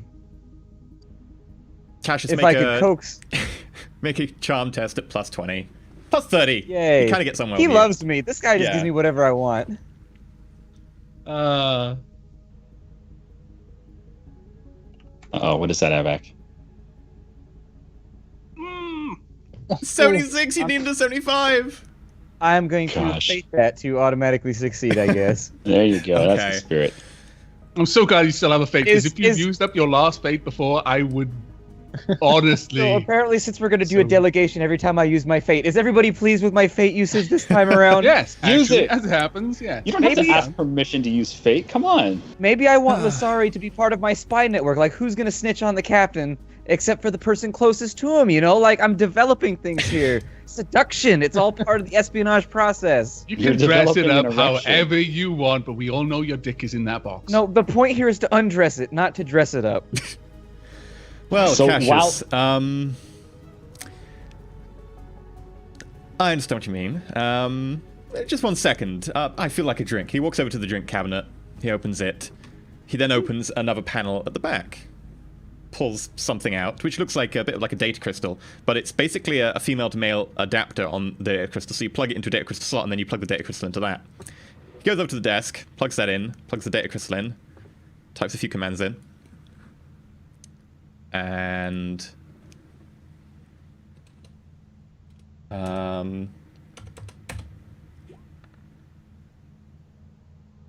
yeah, that would pass. That's a pass with 5 degrees of success. And instantly, Super Mario World pops up. A load of data starts scrolling across the screen, and a picture flies past as it scrolls, which Cassius recognizes as Tech Priest Binus. He unplugs the device, which is now fizzling a little bit with static electricity popping across it, and you can smell like burnt silicon. Unplugs the crystal, puts the crystal back in, and pockets the device. Well done, Cassius. It looks like you managed to hack into it yourself. Whoever knew you had such a depth of talent. Anyway, I think the bridge is calling me, so I'll be back. I just kind of smirk and I say, Captain. Cassius walks away. What does Bentham do at this point? Where's Bentham? I guess I was there. I just don't do anything. I'm like, yeah, this is happening. Do you I'm not messing up by saying anything. You're Brandon's pretending like, no one's Very doing anything interesting illegal. right now. Wow, Brandon's- it's taking all my attention. Yeah, Brandon's I'm a looking at that gangster, book just again. like me and the captain. He can't help it. He likes that thug life. We don't follow the rules of the Imperium. We do what we gotta do. Yada da da da. I was just reading the Ravener book again.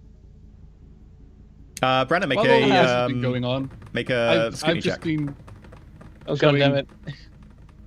our dear friend Garrett how basically to clean the slop up after an interrogation. We're literally just cleaning. Commander. Well, while we're cleaning, and I'm making sure I have gloves on this time. I didn't have gloves on when I was showing Brander with the intestines. I was just wiping Oh, on my no, hands. really? I You was got just wiping verdun on under my your hands. nails. He doesn't care.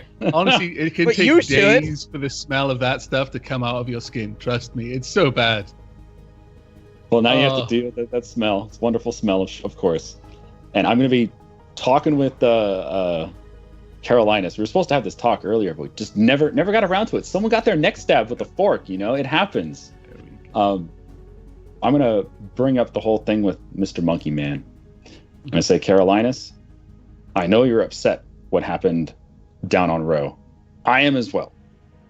And I do want to apologize for sending you out of the room, but I knew you would have stepped in and stopped what had to be done. Clearly you see that Cassius was under that Xeno's influence. He could not get his eyes away from its busy work. He was fascinated beyond belief. I do enjoy some monkey business. We know. You're married now. Stop it. As Garrett's saying this, I'm just busying myself with basically cleaning up and disposing of this body, which has largely just been left there because I told the camera, don't touch anything. I need to look at things. And then it was used to distract Garrett, and then it just got messy. Does Carolinus notice that Garrett had poked the eyes in through the sockets and then tried to put them back and it never really fit back properly? He has noticed it now. Okay. I'm silent for a time, and I'm just cleaning. I kind of grunt to show acknowledgement of what he said, and then I'm sort of mulling over my words. But it's clear that my optical mechadendrite is now watching Garrett as I work, and Medicaid mechadendrite is helping me. My mechaductrite is helping me cut into the body, just basically making it easier to clean up. Stapling bits back in just so it's easier to move around and things like that. I understand why you did what you did. I understand the need you saw in it. And truth be told, I can't say that you weren't correct. Perhaps it did appear that we were ensorcelled. Perhaps, in fact, we were. The presence of that creature did create a rift between us that didn't exist prior. My concern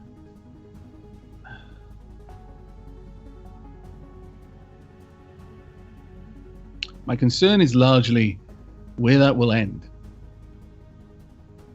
You might well have made the right decision now, but that doesn't mean that this right decision will be made next time. The simple fact of the matter is that creature would have expedited our investigation, and had that investigation been expedited, we might not have needed to interact with the tribe. We may well have just found the creature, been led directly to the cave. If that had happened, many lives might not have needed to be snuffed out from orbit. Truth be told, the witch needed to die, whether we had been there or not, but those following her, perhaps not. And that blame is not entirely yours to bear, though I suspect things would have played out differently if we'd had the Jaqueiros' talent at our disposal. Still, the manner in which you took it upon yourself to end its life worries me. Honestly, there's no good answer to this situation. You did what you did, and it's done. The only question I pose to you, sir, is if you were in my position, witnessing your friends, your team, falling under the influence of something that cannot be controlled, that you know not how to manipulate, how would you respond? There, our ideologies differ. Not everything can be controlled, Garrett. It might seem that way from your world, where things are simpler, but in the worlds that I have visited, and the world that I know as home, not a world at all, really. Control is a very scarce commodity. It's not one I have wielded, nor do I particularly wish to wield. But I recognize that you did not do what you did out of any malice. You're apologizing for something, and I understand why. It seems that Interrogator Khan feels that you did the right thing, and who am I to question his authority? Still, it worries me.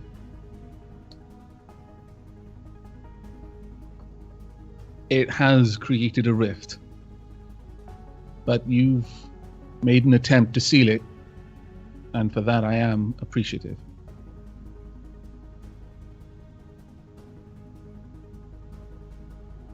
The next time I witness something like this, I'll try to bring it up directly with you. This time... I'm a little taken aback by that. This time, as I sent you out of the room, I tried to directly speak with Cassius. I stepped between him and the creature, and I looked him in the eyes. I spoke to him directly, man to man, about my concerns with the creature, the Xeno. Cassius told me to get out of the way. I refused. He pushed me out of the way. He insisted on witnessing the Xeno's actions. He was not reasonable in that time. But I will attempt to speak to you next time, instead of him. Very well. That sheds new light on your decision. Thank you for confiding in me, Garrett. I appreciate this.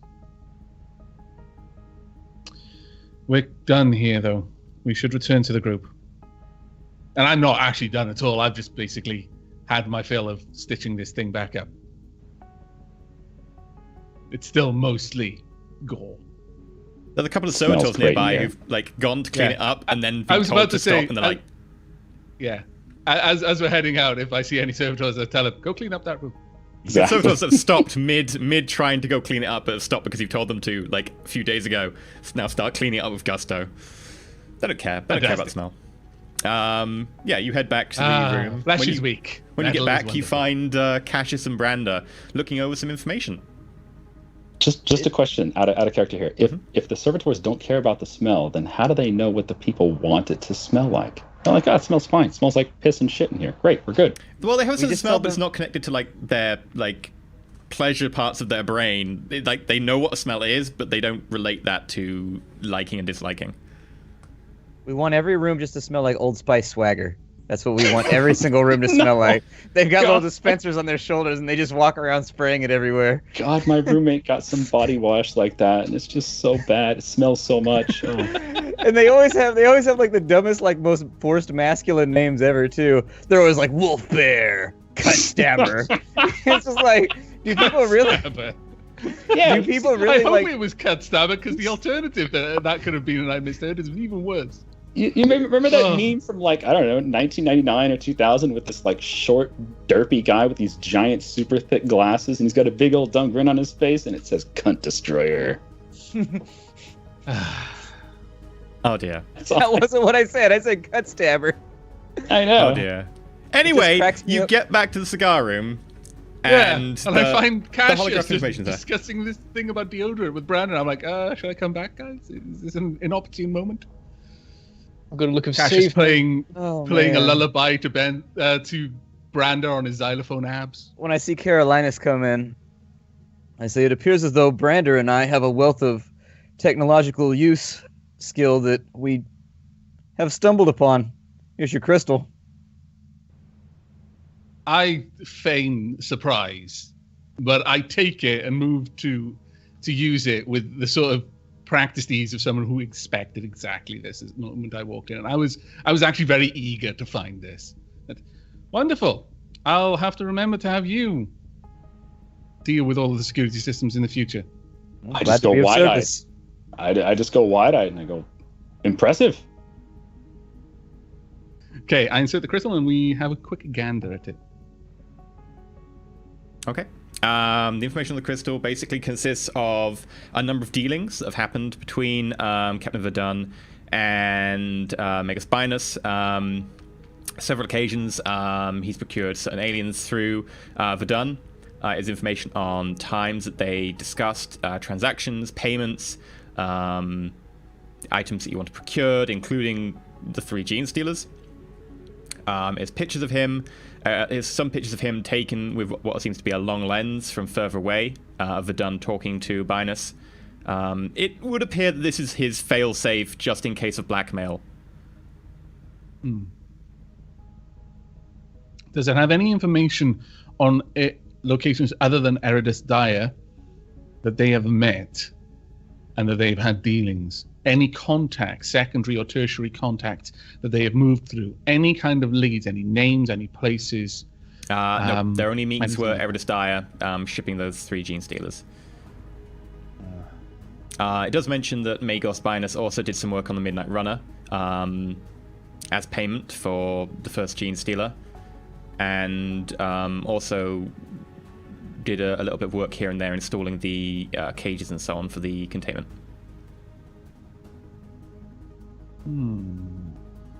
Does it have any indication that Verdun and Magus Binus had recently had a falling out, or that an increase in price or anything like that had occurred? Yes, it does note that Verdun wanted more payers. It was getting a little bit more dangerous, and Magus Binus, having provided the grid, the search grid that the Imperial forces over Ichthium were using, was getting slightly more fed up with the increase in price and had suggested that he would look elsewhere to procure such specimens. At which point, Verdun had discussed the fact that, frankly, he was the only person risking to do it, and he ordered all this information, and he wouldn't want to take the risk of looking elsewhere. Did this conversation happen to occur at long range whilst the Midnight Runner was already returning with something? Was this like By the way, before we actually get over there... that is a record of an one more astropath message. Yes. Yep. I'm frankly not at all surprised, and I express this to the rest of the group, and I point out a few things. And in fact, even as we're going through the information, I'm like speaking aloud of my thoughts as I'm thinking, yeah, he tried to force a deal, and Binus released the Gene Stealer remotely. What an idiot. I'm not even shocked. I'm just disappointed with Verdun. It's like, this man seems to have long-reaching powers. Was he also responsible for the explosion in our captive's head? I cannot prove that one way or the other, but I'm willing to... the log also indicates that Binus did require access to augment the crew of the Midnight Runner. Verdun refused, which he relented to at the end. Right. Yes, it seems that is indeed the case. Verdun was a very greedy and stupid individual. Now he's in a bunch of buckets. That is true. Heretical, more to the point. But beyond that, his other extensive list of crimes is being an idiot. Well, we know what Binus, how Binus affected the destruction of the Midnight Runner and why. We have information on places where they met. At this point, let's just say that I had the information that I recently received, the reply from my order regarding the attack on Eredis Dire. Unfortunately, the information regarding to Binus' presence on Eredis Dire is a little outdated. It appears that my order had been investigating Binus, as well you know. I was privy to information, given that my interests lay in the same area, that Binus had been discovered and a squad of Skitarii attempted to breach his workshop. It did not end well for the Skitarii, however, there is a silver lining. Binus did escape, but one Gene Stealer was present, dissected, dead. Did the report imply what they did with the Gene Stealer corpse that they found on site? They destroyed the entire facility. They burned it. Yeah. Naturally, the Skitarii put the corpse and, in fact, the entire facility to the torch. And no doubt that will reassure you, Brander. So these creatures were not, in fact, used in the fighting ring. No. It seems that their presence was at the direct request of Binus. He had very different interests in them. However, the second of the two,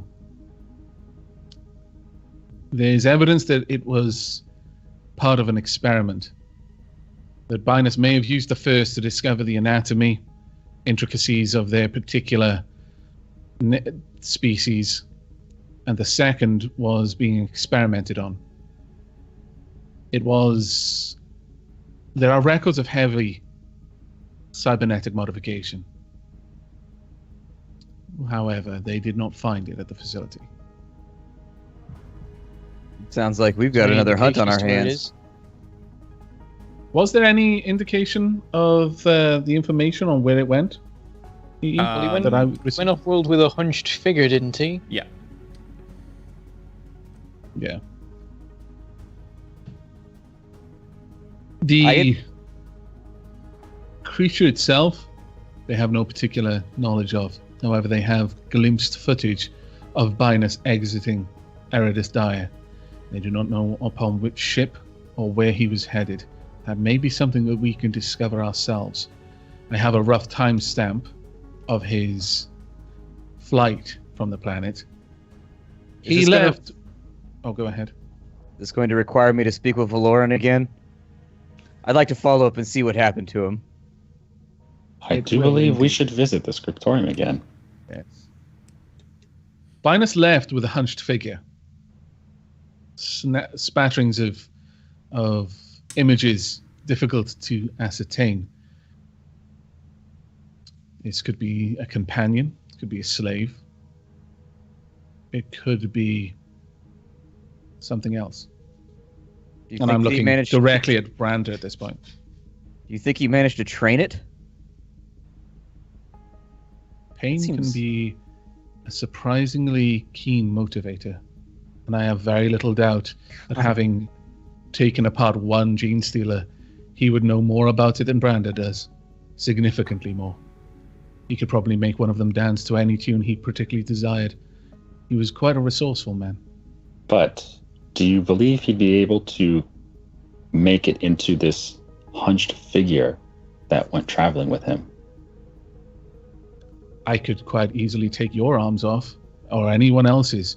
I might be able to put them back on later on. I have no idea how easily that would be achieved with a gene stealer, but it is not beyond his abilities.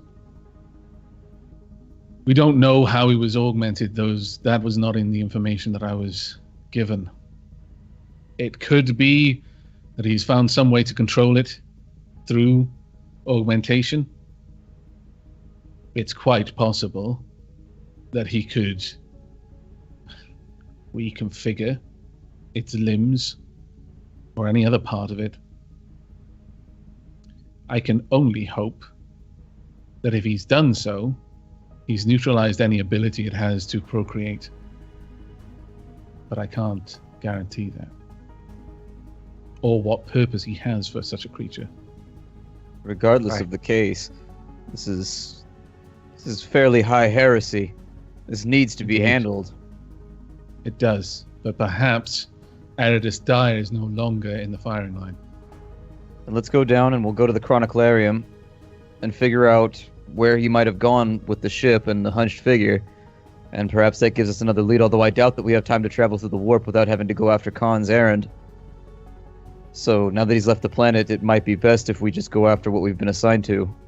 After finding out where he went. Say that they couldn't find any information. They did an in-depth investigation. Oh, they checked the Chroniclarium. You can be assured that they probably checked the Chroniclarium. The Mechanicus are pretty good at going, right, we will just brute force this. There's investigation. Sure, we'll just read all the documents. It's fine. Very quickly. They've got Mechanicus that are literally built for that. Yeah. Then, out of character question for it then, would they also know like what the ships were that were... Of course they would know what the ships were that were in orbit that were coming and going at the time. Then could they just give us that list and we could try to track it down ourselves? Because it seems like they had a dead end. It is a subsector capital, however. So the list would be like, 120 ships or something for that period of time. That's why we got scrutiny rolls, baby. Yeah, effectively, the best way to use that list is that you can have a lot of the information copied over to you. And in future, should one of those ships show up in a funny circumstance, that would help narrow the list and you could be a bit dubious about that. But you wouldn't really be able to get much from just the list as it is. Yeah, I'm in agreement then. It doesn't seem as we need to go to Aridus Dire at the moment. Carolinus, did you procure this information from your Brotherhood? Yes. And they have graciously, confirmed that they will keep me abreast of any further developments. Have they Once they made this information available to me, I expressed the dire importance of any information regarding the gene stealer specifically. Do they know of your association with the Inquisition, and have they made any of this information about Binus privy to the Inquisition? Because I don't wish to anger the Adeptus Mechanicus by throwing their name around too wildly when it comes to verifying our sources to Khan or to Ravan. My association with the Inquisition is perhaps known to some. It would not be particularly difficult.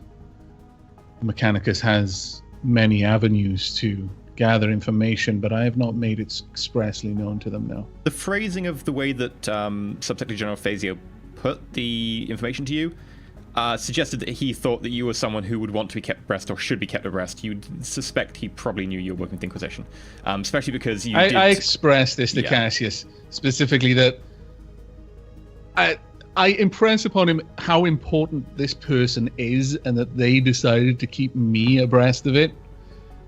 Certain things could be assumed. Very well. However, I I have not spoken directly of my association with the Inquisition. You've got a secret admirer. I merely wish to confirm that I would virtually guarantee that if we file a report about this, Ravon or Khan will ask us what our source was, and if the Adeptus wanted to remain left out of it. I just wanted to make sure that we weren't alienating you from your clan.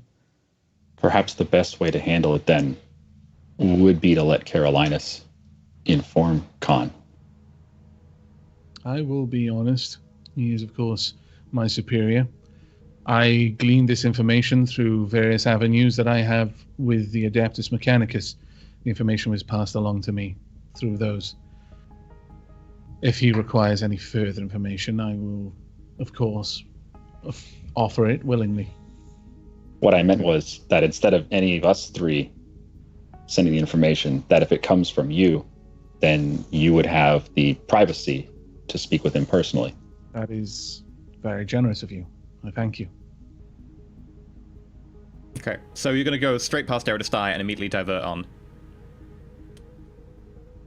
Assuming that everyone here is in agreement, but Branda hasn't said anything yet, so Carolinus would be have to go looking by. We have to go by and like uncheck the box that says Exterminatus. Just like make sure that that's not checked. Can't forget Bring that. out the little hollow. I look to Brander, and I say, it seems as though the group has decided, but you appear to bear a particular chip on your shoulder regarding this endeavor. So... What an unromantic way of putting it. Yeah. You got a chip on your shoulder, mate. Well, sort that out. I will defer to you. If you wish to investigate further, I understand you have something at stake here. I think without the Gene Stealers being on the planet, there is little danger. I think that if all the others are dead and that one is elsewhere, then I think Eridestai is safe.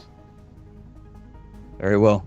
Let's go find this pamphlet or book or whatever it is that our dear overlord has seemed to misplace. Okay, That's very fortunate.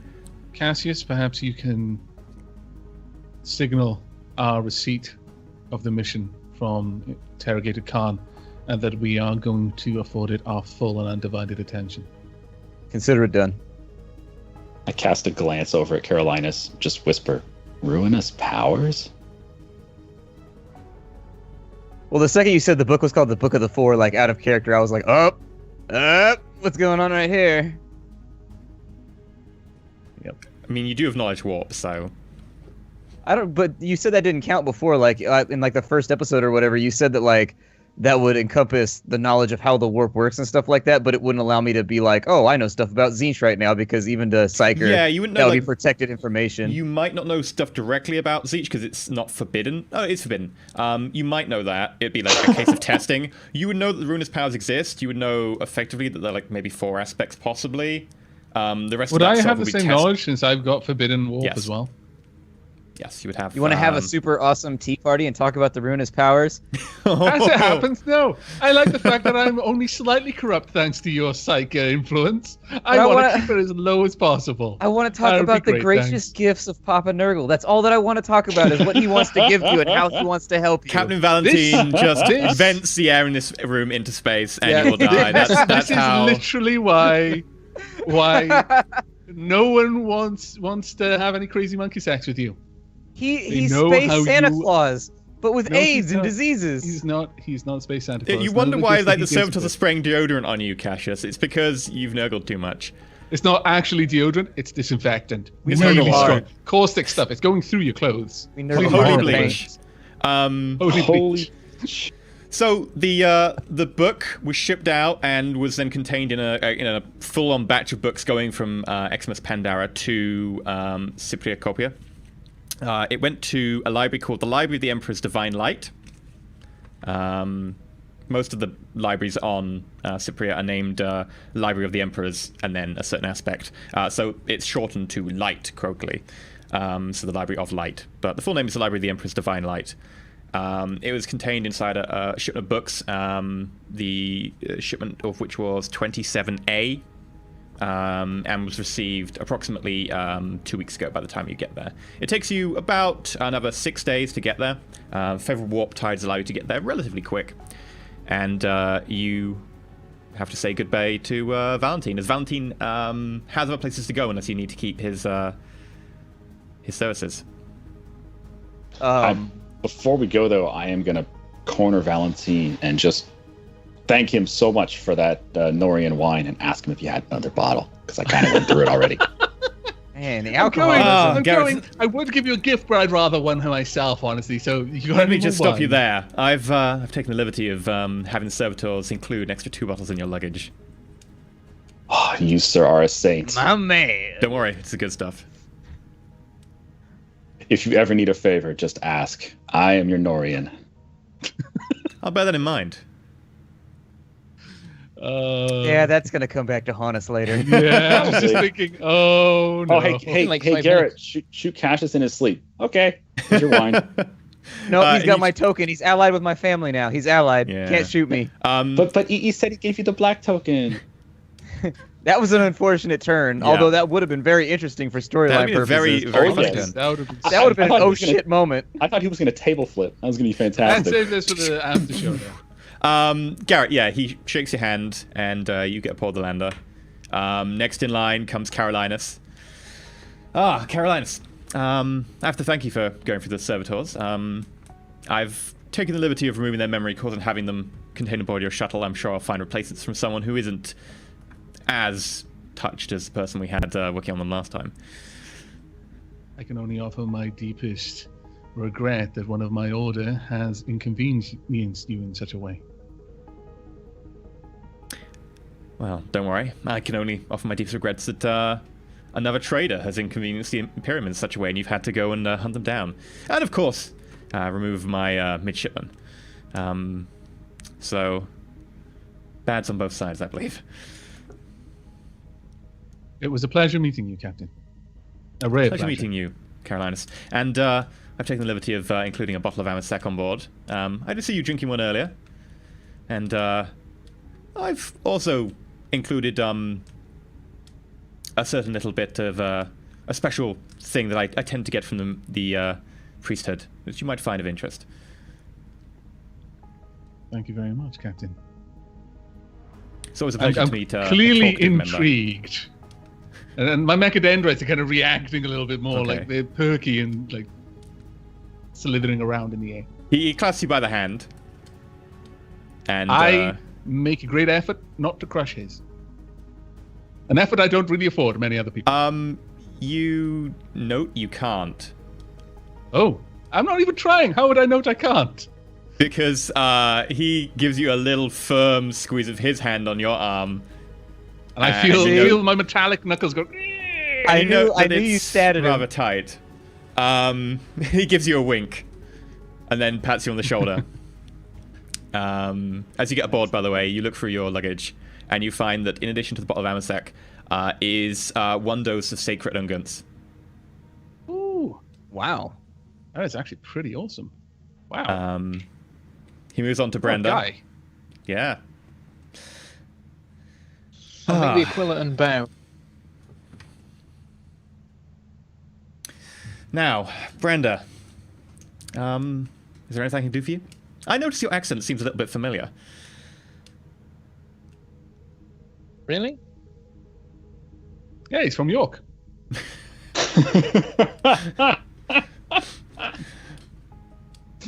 I recognize it as a Holy world shit. I've been to a few times. It's perhaps sometime we'll have to reminisce about that world. Yes, perhaps. I thank you for your help to the Inquisition and the uniform as well. Don't worry about Appreciate that. But I've taken the liberty of including one of the few things I have from your world on board. I'm sure it means a lot more to you than it does to me. Thank you, sir. Have a safe one, Brenda. He shakes your hand. As you go aboard, you look in your luggage. You find that there is a map of your world. It's an ancient map. It looks probably at least 400 years old. It is not a recent map, put it that way.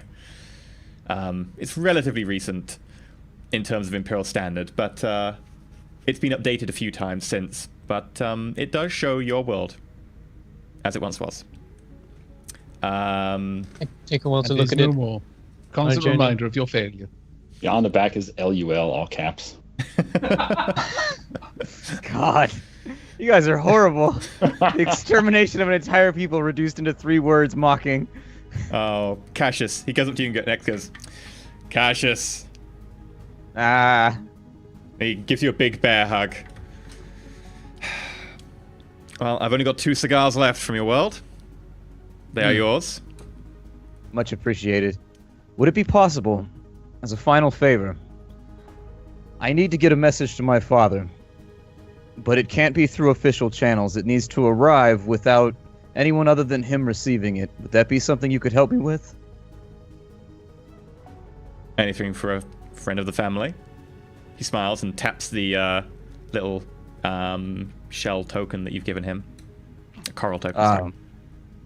The message is simple. It's just I am well in doing the Emperor's work, and when I return home, all traces of my shame will be gone. That's all. I just want him to know I'm all right. Shameful. I will do so. Cassius Caligo the 12th. I clasp him on the shoulder and I say, thank you, brother. Good luck. And, well, if you're ever in the neighborhood, feel free to drop by. Oh, should you need anything. It is my job after all.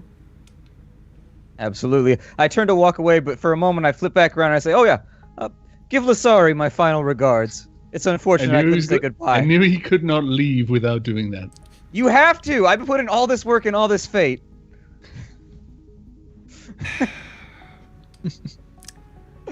I will do so, Cassius. I had to leave someone on the bridge looking after the Servitors. I grin and point at him. I'll see you later. Until next we meet. Good luck, Cassius. May your heart find more hungry foes. And while we're loading stuff on the ship and they're having that conversation, I give Brander a nudge and I go, hey, did you get her number? No. The number of what? Kills? It's too bad. She might be contacting you. I wouldn't be surprised if you get a little message from her in the future. Maybe we'll meet them again. Well, he's practically been a cold fish to her the whole time. Yeah, he's the hard to get type. Oh, and before you go, I was just wondering. I know a few of you have mentioned wishing you had your own shuttle over a period of time. I would need a few payments on it and so forth, but do you want the one that you're currently in? You are currently in the one that you took down to the planet last time. Damn it, that's the one without guns. You can give it guns back if you can get the guns. Fair enough. Fair enough. Yeah, okay, we'll take it off. Yeah, we'll take it for you, fair enough. No charge. No charges. We'll get rid of it for you. Don't worry. I take a look around and say that would be greatly appreciated. I'm sure the Inquisition will cover the payments. In out-of-game terms, it would cost you 2 points of influence from any of you, or 1 point and 1 point from any of you. It's effectively a 50% discount. You mean burn a point of influence? Yeah. Ah. So wait, do we have to burn a point of influence, or do we just get a free ship? You would have I'll to do it. effectively be the payment. I'll burn 2 points. I can Okay. burn one as well. I don't have any to burn. My influence is severely limited right now. Brandon's going to burn one, Garrett's going to burn one. Okay. Yes. Effectively, use your Good guys. contacts to get enough money together to pay for fuel, to pay for refitting and stuff, so you don't have to worry about fuel most of the time, unless you do something like that needs a crazy amount of fuel. This will get you effectively fuel anywhere that you stop that fuel isn't like a massive issue, and also the minimum payments that he wants for the shuttle is a very minimum amount. He's really letting it go for like a bog standard rate. Well, best of luck. I'm sure that you don't need my Servitor pilot. The Servitor comes out from the pilot seat and walks back. Well, good luck, and Brander, fly safe. I swear, Captain, if you salute flub again. the roll so badly when we're taking off, you crash the ship. I'm gonna weep. Captain, surely this vessel has a name. Well, it was one of my spare escape shuttles, and it was named A27B, but I'm sure I can come up with something a little bit more inventive. A27B. Can we call it the Goddam, or is that in poor taste? That is in poor taste. Just I would straight immediately at murmur. Cassius, wide eyes. What the fuck? Well, If you're looking for a you want memento, my suggestion, perhaps Sky Beast.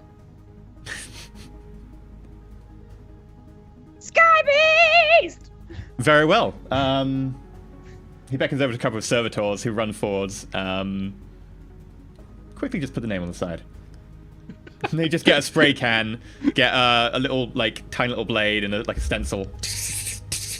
5 minutes later, big golden letters down the side. It says Sky Beast along the cockpit edge. And see, the nice thing about this is once we're all retired or dead or whatever, then whoever's left alive, we can open up like a fish and chips shop and call it, the Sky Beast and whatever, and established 1857, 1,000 years in the future, whatever. It'd be fantastic.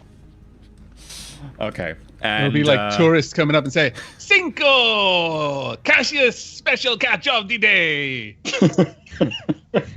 We tell them it's clams. It's not clams. It's tribespeople. Butchered. Oh, wow, that turned dark very quickly. Oh, Lightly seared. wow. Freshly lanced. With that, the back closes up. Brand That was takes the brutal. ship That up was savage. and heads down I- to.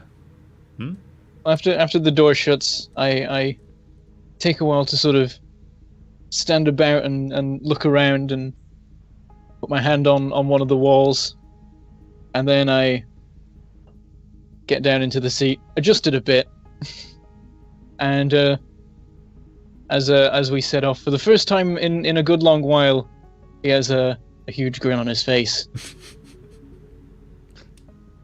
Oh yeah. And you head down to Copria, a world which is full of hives. It's the first time we've been on a hive world in this campaign so far. And Garrett is awed. Fascinated. Yeah. Yes. This is why I'm in the passenger seat. Well, I can congratulate Garrett that he's got his own lady now, but holy crap, what's going on down here? What's the hive world look like? Congratulate yourself that you've got Yeah. your own lady now? What? No, what? You said congratulate Garrett. No, I meant I'm sorry, I meant Brander. My Well fault. done, me. This is brilliant. Well me. done, me. Thank I you, did me. so good today. Hey, thanks. Yeah, I've got the little, inner voice monologue. Got to talk to myself, little Me, Cassius, are devil on my shoulder. Oh god. Anyway, what's it look like? Large stretches of a fairly barren prairie-like land are taken up by giant metal edifices, covering vast amounts of the landscape. You have not seen anything quite like this. I mean, as you begin to come in, you might go like, oh, that must be some sort of weird ocean. That must be some sort of weird ocean. Is it a giant rock? And then it turns out, as you get closer, that there are lights and windows and spires, like radar dishes and antennas all coming out of the top of this. And there are hundreds of like little flyers around it, like traffic coming in on massive highways that lead out to the north, south, and west. It's pretty huge. Is there any ground visible at all? There is, but you quickly go over the top of that ground and leave it behind you, and the ground becomes something you can vaguely see on the horizon to the north as you pass over the huge metal shape in front of you, which is effectively buildings built on buildings built on buildings until you can no longer see it. From what from a distance looked like a sheer metal shell, up close is actually just buildings that have stacked on buildings and built on buildings over time, to the point where parts of it are reinforced with large steel beams that come out from the ground that are several meters thick, just to be able to use to support the weight of the buildings that have been built on top. I shake my head. This is crazy. It does seem to be a bit crowded, I say, joining him at the window. I prefer wider, more open spaces, but unfortunately those seem to be more expensive in our galaxy. From what you can see, the buildings at the top of this generally look like more well-off. There seem to be even like some open top gardens nearby that you can see, although they do seem to be guarded somewhat by drones marking the distinct areas that each individual house or particular building owns. And as you come into land, Brenda, having got permission to land at one of the nearby docks and paid for the docking fee and the refueling and the basic maintenance, having now got access to certain Inquisition accounts, you manage to set down and get yourself indicated in a place to stay and directions towards the Library of the Emperor's Divine Light. And that's where we'll leave it there for today. But I need to know, does the ship's transitor still identify as the A-27B? Or does it now say Sky Beast? No, the indication for the ship is now codenamed Sky Beast.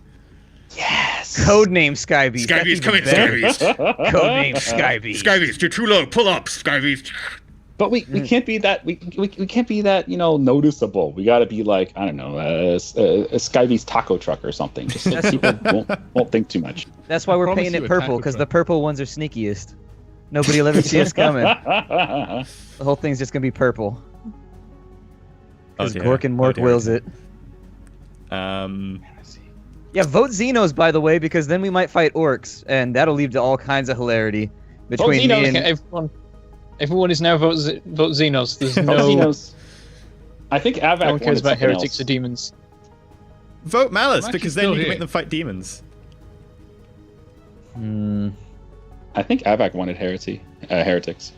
I wanted heretics. I said I'd stand up for heretics. It's always fun to like chainsword human beings. No, I heard vote Xenos. Oh, Anyway, I vote heretics sometimes so that I can get some more ammo for my guns off them. That's true. Xenos don't usually use stubbers. well, maybe you'll find out who's got the truth of Thorbuck, and maybe they'll be people with stubbers. It's demons. It's going to be all demons, Probably. isn't it?